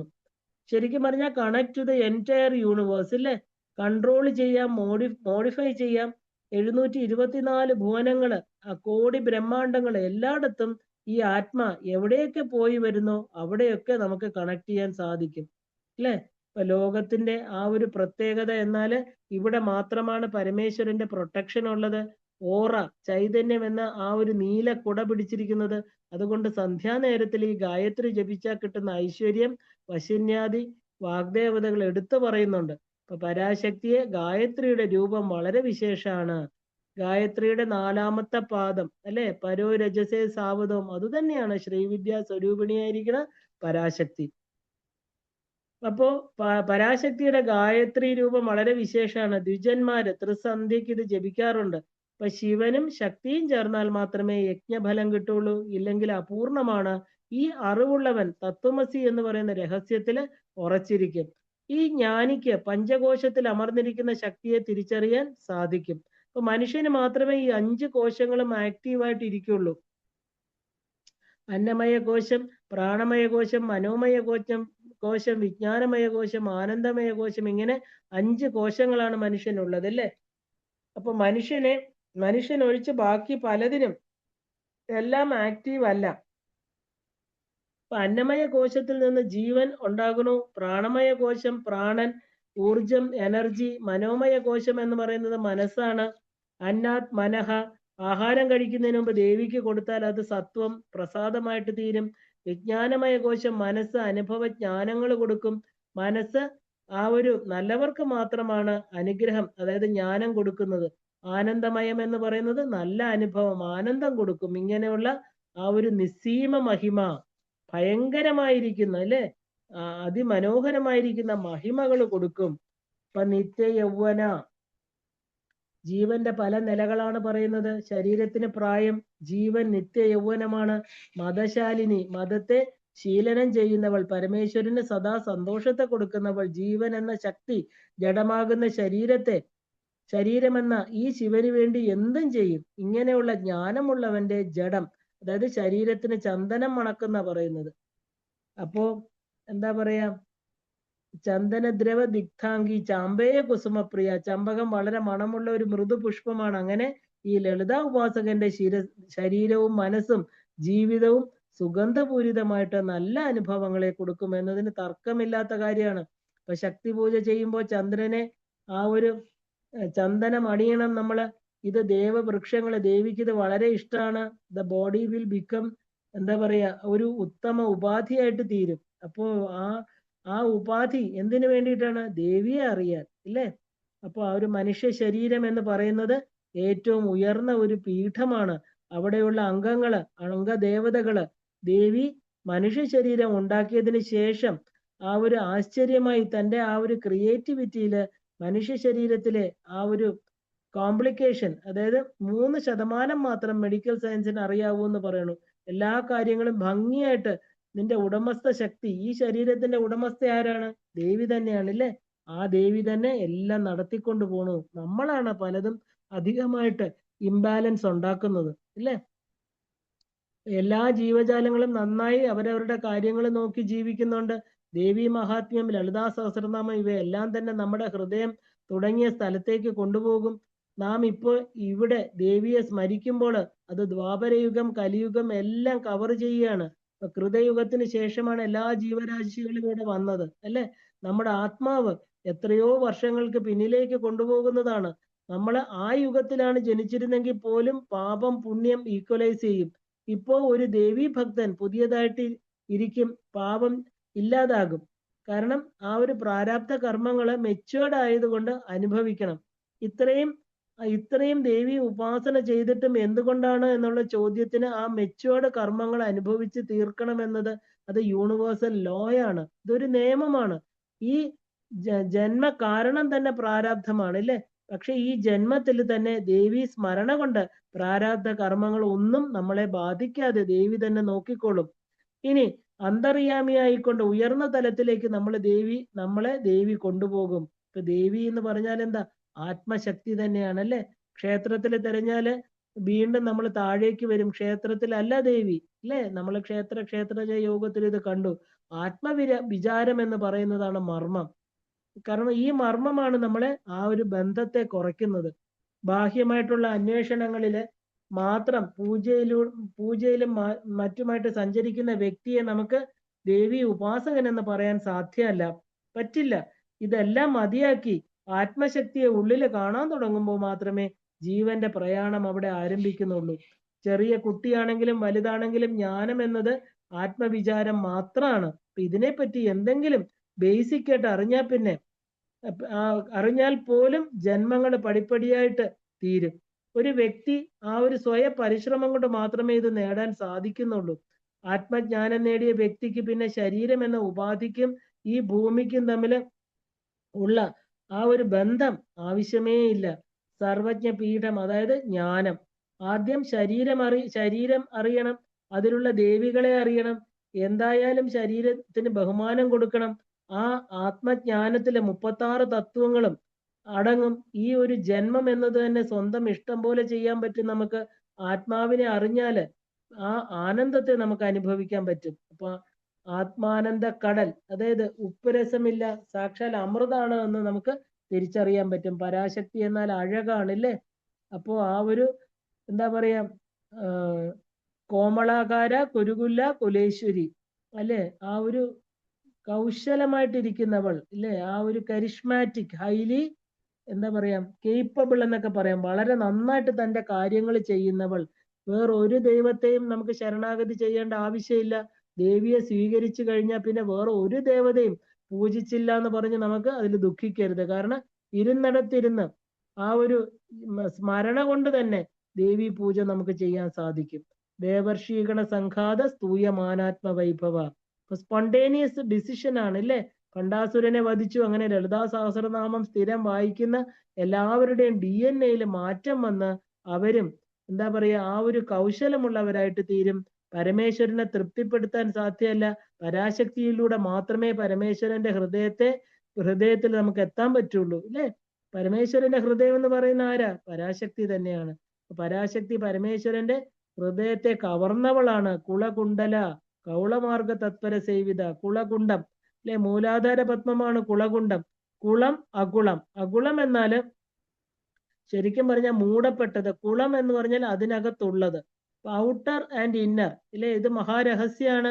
ആ ഒരു കുളകുണ്ടാലയ, അവിടെ വസിക്കുന്നവൾ, കൗളമാർഗം ഇഷ്ടമുള്ളവൾ, കുലമാർഗങ്ങൾ അല്ലെ, കുലമാർഗങ്ങൾ ഇഷ്ടമുള്ളവൾ. ശ്രീവിദ്യ ഉപാസന 3 വിധത്തിലുണ്ട്.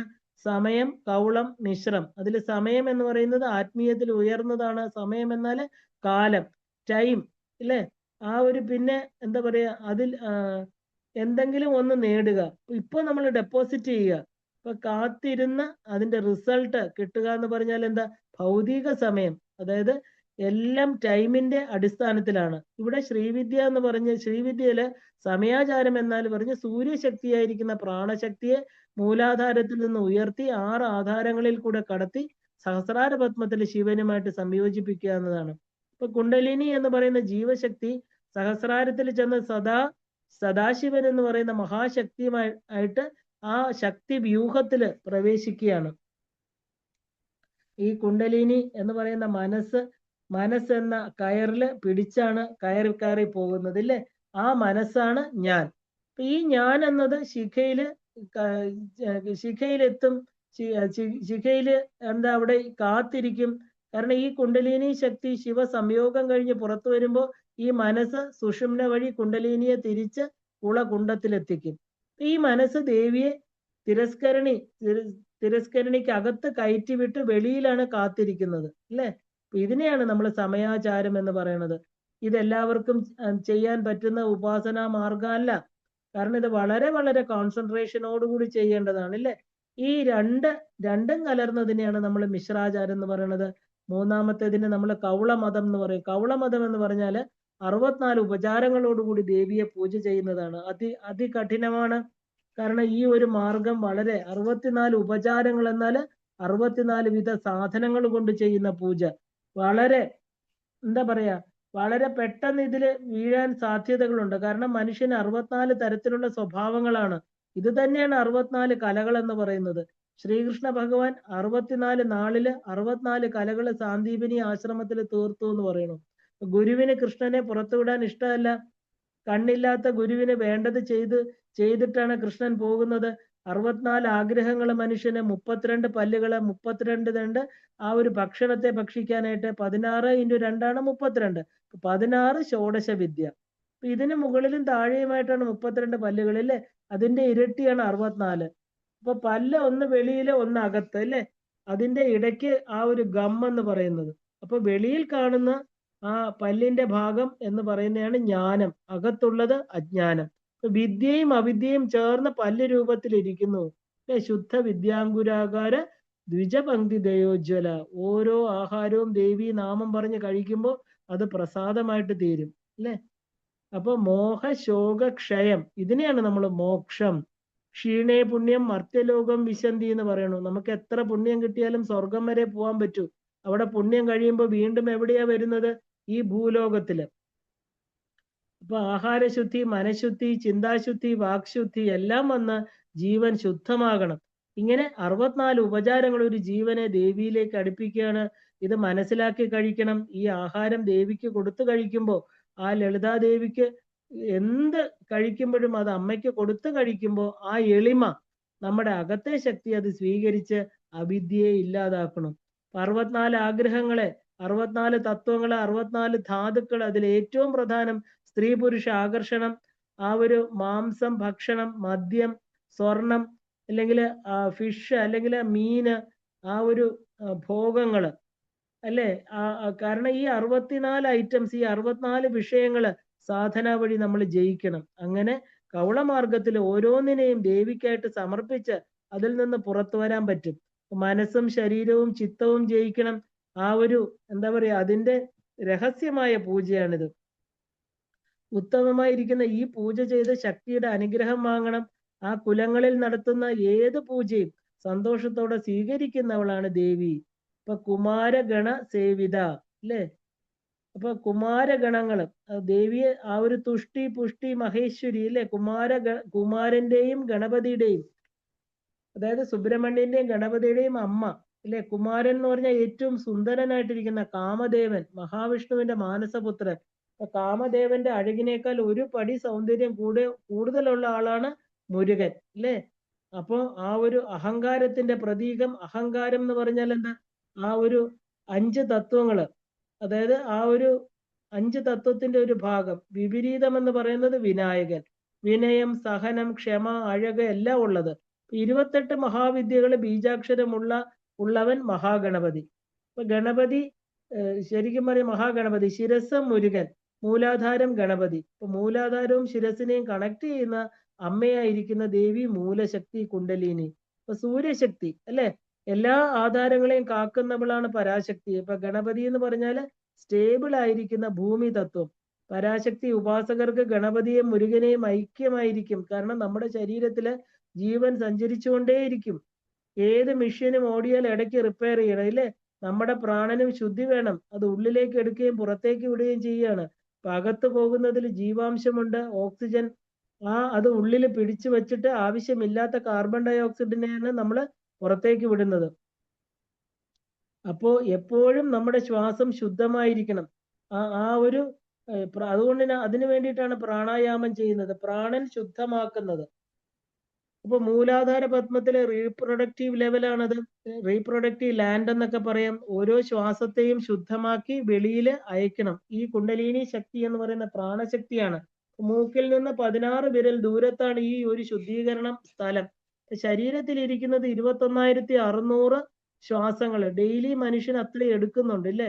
അപ്പൊ ശുദ്ധമായത് വീണ്ടും സഹസ്രാരത്തിലെ അമൃത നഗരത്തിൽ പോയിട്ടാണ് വരുന്നത്. ശുദ്ധം എന്ന് പറഞ്ഞാൽ എന്താ? പവിത്രമായ സ്ഥലം. അവിടെ പോയാൽ പവിത്രമാകും. പുണ്ടരീകം എന്ന് പറഞ്ഞാല് ഭ്രൂമത്യം. പുണ്ടരീകാക്ഷൻ, ഭ്രൂമത്യത്തിൽ ഇരിക്കുന്നവൻ. അപ്പൊ അപവിത്ര പവിത്രോവ സർവാവസ്ഥ ഗതോമിവ യത് സ്മരേത് പുണ്ടരീകാക്ഷം സ ബാഹ്യ ആഭ്യന്തര ശുചിഹി. ഇപ്പൊ ഭൂമിയെ മോതിര വിരൽ കൊണ്ട് തൊട്ട് ഭ്രൂമത്യത്തിൽ വച്ച് ശ്വാസം മുകളിലോട്ടെടുത്ത് പവിത്രമാക്കിയതെല്ലാം, അപവിത്രമായതെല്ലാം പവിത്രമാകും അല്ലെ? രാവിലെ എഴിക്കുമ്പോൾ നമ്മൾ ഭൂമിയെ എങ്ങനെയാ തൊടേണ്ടത്? മോതിര വിരൽ കൊണ്ട് തൊട്ട് ഭ്രൂമത്യത്തിൽ വച്ച് ശ്വാസം മുകളിലോട്ട് എടുക്കണം അല്ലെ? സ്വർണത്തില് അഴുക്കും തുരുമ്പും പിടിക്കില്ല, അതുകൊണ്ട് പവിത്രം. അതുപോലെ ആത്മാവിൽ അഴുക്ക് പിടിക്കില്ല. മൂക്കിന്റെ 12 ഇഞ്ച് മുകളിൽ സഹസ്രാര പത്മമുണ്ട്. 16 + 12 28. ഒരു കുഞ്ഞ് 28 ദിവസം കഴിഞ്ഞാലാണ് ശുദ്ധമാകുന്നത്. കാരണം മാസമുറ 28 ദിവസത്തിലാണ് വരുന്നത്. ഗർഭപാത്രത്തിന്റെ ശുദ്ധം. പശുന്യാദി വാഗ്ദേവതകൾ പറയുന്നു, ലളിതാ സഹസ്രനാമം വായിച്ചാല് ശരീരം, മനസ്സ്, DNA, വാക്ക് എല്ലാം ശുദ്ധമാകും. ഈ ശുദ്ധി കിട്ടിയവന് തുഷ്ടി, സന്തോഷം, പുഷ്ടി, പോഷണം, ജ്ഞാനം, ശൗര്യം, അജ്ഞാനത്തിൽ നിന്ന് മുക്തി എല്ലാം കിട്ടും. ക്ഷമ, ഒരുമ, അല്ലേ? ആ ഒരു കല്യാണം എന്ന് പറഞ്ഞാൽ മംഗളം, സർവമംഗളസ്ഥിതി, കമനീയ വാചകം, നല്ല വാർത്തകൾ കൊണ്ട് പൂർണ്ണമായിരിക്കുന്ന വാക്ക്, ഇതെല്ലാം ലഭിക്കുന്നു പറയണു. ഇപ്പം മനനം എന്ന് പറഞ്ഞാൽ അതാണ് വിദ്വാന് ഭൂഷണം. ഏറെ തത്വങ്ങളുള്ളത് തുഷ്ടി. ആ ഒരു ലളിതാ സഹസ്രനാമം പാരായണം ചെയ്യുന്നവർക്ക് സൃഷ്ടിയാൽ അഭിഷേകമാണ്. ഇപ്പൊ ഭക്തനും ദേവിയും രണ്ടല്ല. ജ്ഞാതൃജ്ഞേയങ്ങളെല്ലാം ഒന്നാണെന്ന് അറിഞ്ഞോളണം. ത്രിപുടി മുടിയണം. ലളിതാ സഹസ്രനാമം വായിക്കുമ്പോൾ തുഷ്ടി ഉണ്ടാകണം. ദേവിയുമായിട്ട് മനസാ വാച കർമ്മണ ദേവിയുമായിട്ട് ബന്ധം സ്ഥാപിക്കണം. ആ ഒരു എന്താ പറയാ, വജ്രേശ്വരൻ, ആ ഒരു വജ്രേശ്വര ക്ഷേത്രത്തില് തുഷ്ടി ദേവിയായിട്ടിരിക്കുന്ന ദേവി ലളിതാ പരമേശ്വരി അല്ലേ? വാഗ്ദേവി, ജ്ഞാനം, അറിവ്, ഇന്ദ്രിയം. പുഷ്ടി എന്ന് പറഞ്ഞാല് ക്ഷേത്രം, ധനധാന്യം, പ്രജ, ഗോക്കള്, ധർമ്മം, ഗ്രാമം. അപ്പൊ ഈ 10 ഗുണങ്ങൾ ഉള്ളവന് പുഷ്ടി, മതി, വിശേഷ ബുദ്ധി. അപ്പൊ ഇതെല്ലാം ഉള്ളവളാണ് ദേവി. അജ്ഞാനത്തിൽ നിന്ന് പുറത്തു വരണമെന്ന ആ ഒരു ദൃഢബുദ്ധി, അതാണ് അറിവ്. ശാന്തി എന്ന് പറഞ്ഞാൽ സമാധാനം, അവസാനം ആദ്യവും ശാന്തി. സ്വസ്തി എന്ന് പറഞ്ഞാൽ സന്തോഷം, സുഖം ഒന്നു ചേർന്നത്. തേജോവതി, തേജസ്സോടെ ഇരിക്കുന്ന ചൈതന്യ രൂപത്തോട് കൂടിയവൾ. ലളിതാ സഹസ്രനാമം വായിക്കുന്നവർക്ക് ഈ ഗുണങ്ങളെല്ലാം വന്നു ചേരുന്നതാണ് അർത്ഥം. പുത്രനയനം എന്ന് പറഞ്ഞത് 2 പുറത്ത് 1 അകത്ത്, അല്ലെ? ശബ്ദജ്ഞാനം, ശ്രവണരൂപം, അനുമാനം, മനസ്സ്. ആ ഒരു മനസ്സിലുണ്ടാകുന്നത്, നിധിധ്യാസനം, പ്രത്യക്ഷമായിട്ട് അനുഭവിക്കുന്നത്, നിരന്തരമായിട്ടുള്ള അഭ്യാസം ഏത് കാര്യത്തിലും നമ്മൾ ഈസിയാക്കും. ഈ 3 ജ്ഞാനത്തെ കൊടുക്കണം. കാരണം മലിനം ഇല്ലാത്തവൾ. മനുഷ്യ ശരീരത്തില് എന്താ പറയാ, മനുഷ്യ ശരീരത്തിന് വേഗം മലിനമാകാൻ കാരണം എന്താ? മനസ്സാണ്. മനസ്സ് മലിനമായാലും ശരീരം മലിനമാകും, ഇല്ലേ? എല്ലാ ഇന്ദ്രിയങ്ങളുടെയും ഇന്ദ്രനാണ് മനസ്സ്. മനസ്സ് ചീത്തയായാല് എന്താ പറയാ, ആ ഒരു ബോഡി കോൺസ്റ്റിറ്റ്യൂഷൻ തന്നെ പൊല്യൂഷൻ നേരിടും. അപ്പൊ ലളിതാ സഹസ്രനാമം ഈ ശരീരത്തെ ശുദ്ധമാക്കുന്നു. ആ പഞ്ചഭൂത ശക്തികൾക്ക് ഈ മന്ത്രങ്ങളിലുണ്ട്. ദേവി പരമശുദ്ധമാണ്. ഇത് ആത്മാവിനെ ശുദ്ധമാക്കും. ഈ ശരീരം എടുത്തിരിക്കുന്നത് തന്നെ ആ ഒരു ക്ലീനിങ് പ്രോസസ്സിന് വേണ്ടിയിട്ടാണ്. അപ്പൊ ആത്മാവിലെ ആണവ, മായിക, കാർമിക മലങ്ങള് എല്ലാം തന്നെ ഇല്ലാതാകും ഈ ലളിതാ സഹസ്രനാമം. 51 അക്ഷരങ്ങള്, 51 ദേവതകള്, അവരുടെ മാതൃക എന്ന 7 വയസ്സുള്ള ദേവിയാണ്. ആ ചീഫ് ആയിട്ടിരിക്കുന്ന കുണ്ടലിനി ശക്തി മൂലാധാരത്തിൽ നിന്ന് സഹസ്രാരത്തിൽ 6 പടി കഴിഞ്ഞെത്തുമ്പോൾ പരമശുദ്ധമായിട്ട് തീരണു. അമൃത മുതല് ക്ഷമാദേവി വരെയുള്ള 51 ദേവികള്, അല്ലെ? ഇതാണ് മാതൃകാ ദേവിയാണ് പ്രധാനി. 7ാമത് പടി എന്ന് പറയുന്നത് സഹസ്രാര പത്മമാണ്. അവിടെ എത്തുമ്പോൾ പരമശുദ്ധമായിട്ട് തീരും. അപ്പോ മനുഷ്യർ അജപ മന്ത്രത്തെ വണങ്ങണം. ജപിക്കാത്ത മന്ത്രമാണ് അജപ. ശ്വാസം അറിയാതെയാണ്, നമ്മൾ അറിയാതെയാണ് ശ്വാസം നടക്കുന്നത്, അല്ലെ? എല്ലാത്തിനും ഒരു റിമൈൻഡർ ഉണ്ട്, വെള്ളം, അഗ്നി എല്ലാം. അപ്പൊ എന്നാലും ശ്വാസം 51 അക്ഷരങ്ങളാകുന്ന ആ ഒരു ഹമ്പ് താണ്ടി എന്ന് കരുതണം. കാരണം 21,600 തവണ സ്വയം നമ്മൾ ശ്വാസം എടുക്കുന്നുണ്ട്. ഇപ്പൊ ഭോഗം, കോപം എല്ലാത്തിലും ശ്വാസം ധാരാളം നഷ്ടപ്പെടുന്നുമുണ്ട്. അപ്പൊ ആത്മാവിന് ഇഷ്ടമുള്ള ഫുഡ് എന്ന് പറഞ്ഞാൽ എന്താ? ആത്മീയ കാര്യങ്ങൾ തന്നെയാണ്. ബാക്കിയെല്ലാം ശരീരത്തിനാണ്. അംഗ ദേവതകൾക്ക് പ്രസാദം, ശരിക്കും പറഞ്ഞ പായസം, ചുണ്ടലെല്ലാം ശരീരത്തിന്.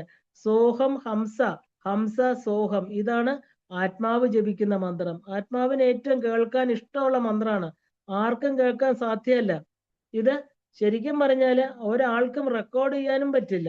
അത്ര സൂക്ഷ്മമായിട്ട് ജപിക്കുന്ന, നമ്മുടെ ഉള്ളിൽ നടക്കുന്ന ജപ ഗായത്രി. സോഹം, സോ അഹം, ഹം സഹ. ഇതിനെയാണ് പരമവിദ്യ. ശ്വാസം എടുക്കുന്നു, വിടുന്നു. അകത്തേക്ക് എടുക്കുമ്പോൾ സോ, വിടുമ്പോൾ അഹം. അതാണ് സോഹം. ഉള്ളില് ഭാവന ചെയ്യണം, സോ ഹം, അല്ലെ? അപ്പോ ആ ഒരു റാപ്പിഡ് ബ്രീതിങ് എന്ന് പറയുന്നത് അനുഭവം ഉണ്ടാക്കും. ഇതിനെയാണ് നമ്മൾ ഹംസവിദ്യ എന്ന് പറയുന്നത്. അപ്പൊ സോഹം ഹംസ രഹസ്യമായ ആത്മവിദ്യയാണ്. മൂലപ്രകൃതി ധ്യാനം എന്ന് പറയുന്നത് നാച്ചുറലായിട്ട് നടക്കുന്നതാണ്. ആ ഒരു ഈശ്വരൻ ഉള്ളിൽ വരുമ്പോൾ ശക്തി, വിടുമ്പോ ശിവൻ. ഇപ്പൊ പരമേശ്വരിയെ ആ ഒരു കരളില് നമ്മുടെ ഉള്ളില് വിളിച്ച് ആ ഒരു അഹം എന്നുള്ള ഒരു ശ്വാസം തന്നെ ഞാൻ. ഇപ്പൊ ഹംസ എന്ന് പറഞ്ഞാലോ അത് തന്നെയാണ് ഞാൻ. ഇപ്പൊ തത്വമസി അതുതാൻ ഞാൻ, അല്ലെ? ഞാൻ തന്നെ അത്. ഈ ശരീരം ഒരു ഉപാധി. ഈ സത്യം അറിയുമ്പോ ഈ മൂലപ്രകൃതിയെ പിടിക്കുന്നത് താനും പിടിക്കുന്നത് തന്നെയാണ്. അടൈക്കലം നീയേ അമ്മ, ഇല്ലേ? അടൈക്കലം ശ്രീചക്രരാജ സിംഹാസന ഈശ്വരിയിൽ പറയുന്നുണ്ട്, അടൈക്കലം നീയേ അമ്മ. അമ്മ മാത്രാണ് അഭയസ്ഥാനം, ഇല്ലേ? ആ ഒരു എന്താ പറയാ, ഗജേന്ദ്ര മോക്ഷത്തിലെ ഗജേന്ദ്രനെ പോലെ ഈ പരാശക്തിയുടെ പാദം സ്ഥിരമായിട്ട് പിടിക്കുന്നവർക്ക് ആ ഒരു ഫിസിക്കൽ മദറിനെ പോലും പൊക്കിൾ കൊടി മുറിച്ചു കളയുകയാണ്, അല്ലേ? എന്നാ പരാശക്തിയോ, ആ പരാശക്തിയാകുന്ന പ്രാണൻ എന്നും നമ്മുടെ കൂടെ ഉണ്ട്. അത് തിരിച്ചറിയുന്നില്ല. ഇതറിഞ്ഞ ആർക്കും മനുഷ്യജന്മം കിട്ടിയാല്, ഇതറിഞ്ഞാൽ പിന്നെ ആർക്കും മനുഷ്യജന്മം കിട്ടിയാൽ പിന്നെ ആ നീച യോനിയിലേക്ക് പോവില്ല. എന്തെന്നാല് മനുഷ്യർക്ക് മാത്രമേ മനസ്സുള്ളൂ. ഈ സത്യം അറിഞ്ഞ മനുഷ്യൻ സുമുഖി നളിനി സുബ്രു സുരനായിക, തെളിഞ്ഞ മുഖം, അമ്മയുടെ ആ ഒരു കണ്ണുകള്, സുബ്രു നല്ല ഭ്രൂമത്യം, തെളിഞ്ഞ കണ്ണോടുകൂടിയ ശിവശക്തി ഐക്യരൂപിണിയെ ഭ്രൂമത്യത്തില് തേജോമയമായിട്ട് സുരനായികയായിട്ട് തന്റെ നെറ്റിയിൽ കാണണം. ഇപ്പൊ കാലനെ കണ്ടത്തിൽ വസിക്കുന്നവൾ കാളകണ്ഠി, ശ്രീ എന്ന് പറഞ്ഞാല് വിഷം, അല്ലെ? കാലത്തെ ഖണ്ഡിക്കുന്നവൾ, വിഷത്തെ കണ്ടത്തിൽ വയ്ക്കുന്നവൾ കാന്തിമതി. മതി എന്ന് പറഞ്ഞാൽ ബുദ്ധി, അട്രാക്ട് ചെയ്യുന്നതാണ് ബുദ്ധി, ഇല്ലേ? ആത്മവിദ്യയാണ് രഹസ്യം. ദേവി ഉപാസകനെ എല്ലാവരുടെയും ബുദ്ധിയെ ആകർഷിക്കും, ഇല്ലേ? മഹാവിഷ്ണുവിന്റെ ബുദ്ധിയാണ് ഏറ്റവും വലിയ ബുദ്ധി എന്ന് പറയാറുണ്ട്. ആത്മവിദ്യ മനസ്സിലാകുന്ന ബുദ്ധി എല്ലാവർക്കും ആ ഒരു ഉപാസനയിലൂടെ മാത്രമേ ലഭിക്കുകയുള്ളൂ. സൂക്ഷ്മരൂപിണി, രഹസ്യമായിട്ട് സട്ടിലായിട്ടിരിക്കുന്നവൾ വജ്രേശ്വരി, സങ്കല്പം അല്ലെങ്കിൽ ഡിറ്റർമിനേഷൻ ഉള്ളവൾ. ഏത് സങ്കല്പവും ദേവിയെ സാക്ഷി നിർത്തി ആ ഒരു സമസ്ത ദുഃഖ നിവർത്തിയർത്ഥം ദേവിയെ സ്മരിക്കുമ്പോൾ തന്നെ എല്ലാ തടസ്സങ്ങളും മാറുന്നു പറയാറുണ്ട്. ഇപ്പൊ വജ്രേശ്വരി ആർക്കും വരാൻ എന്താ പറയാ, ആർക്കും മാറാൻ കഴിയാത്ത ദൃഢനിശ്ചയമുള്ളവൾ, ഫോം ഡിറ്റർമിനേഷൻ. ദേവി ഉപാസകർക്ക് അതാണ് വേണ്ടതില്ലേ? എപ്പോഴും മാറിക്കൊണ്ടിരിക്കുക. കുറച്ചു നാള് ദേവിയെ ഉപാസിക്കുക, അത് കഴിഞ്ഞ് ദേവിയെ ഇട്ട് വേറൊരു ശക്തിയെ പിടിക്കുക, അല്ലെ? ശിവനെ പിടിക്കുക, അല്ലെങ്കിൽ ബ്രഹ്മാവിനെ പിടിക്കുക. ഇങ്ങനെ മാറിക്കൊണ്ടിരിക്കുന്ന ഒരാൾക്ക് ദേവി ഉപാസന പറഞ്ഞിട്ടില്ല. സദാ അമ്മയെ തന്നെ ഉപാസിക്കണം. ആ ദൃഢനിശ്ചയം, അമ്മയിലൂടെ മാത്രമേ എന്തും നടക്കുള്ളൂ എന്നുള്ള ദൃഢനിശ്ചയം നമുക്ക് വേണം. ആ ഭക്തന് വയോവസ്ഥ വിവർജിത, വയസ്സാകില്ല എന്ന് പറയണു, അല്ലെ? അപ്പൊ ആ 18 സിദ്ധന്മാരുടെ അനുഗ്രഹം കിട്ടും, സിദ്ധികൾ ലഭിക്കും. നമ്മുടെ സിദ്ധികൾ എന്ന് പറയുന്നത് ആധ്യാത്മിക വിഷയത്തിലെ ആഭിമുഖ്യം തന്നെയാണ്. ചതുർവേദങ്ങൾക്കും അമ്മയായിരിക്കുന്ന ലളിതാദേവി, ആ ലളിതാ സഹസ്രനാമം പറയുന്നതാണ് സിദ്ധി എന്ന് പറയുന്നത്. കാരണം ഏത് മന്ത്രം ജപിച്ചാലും ദേവി മന്ത്രത്തിനും മുകളിൽ പോവില്ല, അല്ലേ? ഇപ്പൊ സർവഭൂതാത്മികേ ദേവി സ്വർഗമുക്തി പ്രദായിനി, മോക്ഷം കൊടുക്കാൻ കഴിയുള്ള ഏക വ്യക്തി ആരാണെന്ന് ചോദിച്ചാൽ സാക്ഷാൽ ലളിതാ ത്രിപുര സുന്ദരി തന്നെയാണ്. അപ്പൊ നമ്മൾ ഈ പീഠങ്ങളും അംഗദേവതകളെയും എല്ലാം ഇനിയുള്ള നാമങ്ങളിൽ കാണേണ്ടതായിട്ടുണ്ട്. ഇപ്പൊ ദേവിയെ നമുക്ക് ഇത്രയും സൂക്ഷ്മ രൂപത്തില് സ്ഥൂല രൂപത്തില് ദേവിയുടെ പീഠങ്ങള് അംഗദേവതകള്, അല്ലെ? എന്താണ് ശക്തി പീഠങ്ങൾ എന്ന് മനസ്സിലാക്കി. ഇതെല്ലാം സ്ഥിതി ചെയ്യുന്ന ഒരു സ്ഥലമേ ഉള്ളൂ, അത് നമ്മുടെ ശരീരം തന്നെയാണെന്ന് മനസ്സിലാക്കിക്കൊണ്ട് നമ്മുടെ ഹൃദയ പത്മത്തില് ഹൃത് പത്മമധ്യേ നിരുപാധിക സംവിത് സ്വരൂപേണ കാമേശ്വര അംഗസ്ഥായേ, അല്ലെ? ലളിതായേ പരദേവതായേ മഹാത്രിപുരസുന്ദരിയെ എന്ന് പറഞ്ഞ് ദേവിയുടെ പാദങ്ങളിൽ സമസ്തവും ഇതപൂർവ പ്രാണബുദ്ധി ദേഹ അഭിമാനങ്ങളെല്ലാം തന്നെ അമ്മയുടെ പാദങ്ങളിൽ വെച്ചുകൊണ്ട് അഹം ബ്രഹ്മാസ്മി, അല്ലെ? ഭവാനി ഏവാഹമസ്മി എന്നുള്ള ജ്ഞാനം തിരിച്ചറിഞ്ഞുകൊണ്ട് ആ പാദത്തിൽ വെച്ച് നമുക്കും പറയാം, ഭക്തിം ഭാഗ്യം യശജ്ഞാതിയും വിദ്യാബുദ്ധിം ശ്രിയം ബലം ആയുഷ്യം മുക്തി ആരോഗ്യം ദേഹിമേ പരമേശ്വരി എന്ന് പറഞ്ഞുകൊണ്ട് ഇന്ന് ഇവിടെ നമുക്ക് നിർത്താം. ഇനിയും നാമങ്ങളിലൂടെ സഞ്ചരിക്കേണ്ടതായിട്ടുണ്ട്. എല്ലാവർക്കും ശ്രീമാത്രേ നമഃ.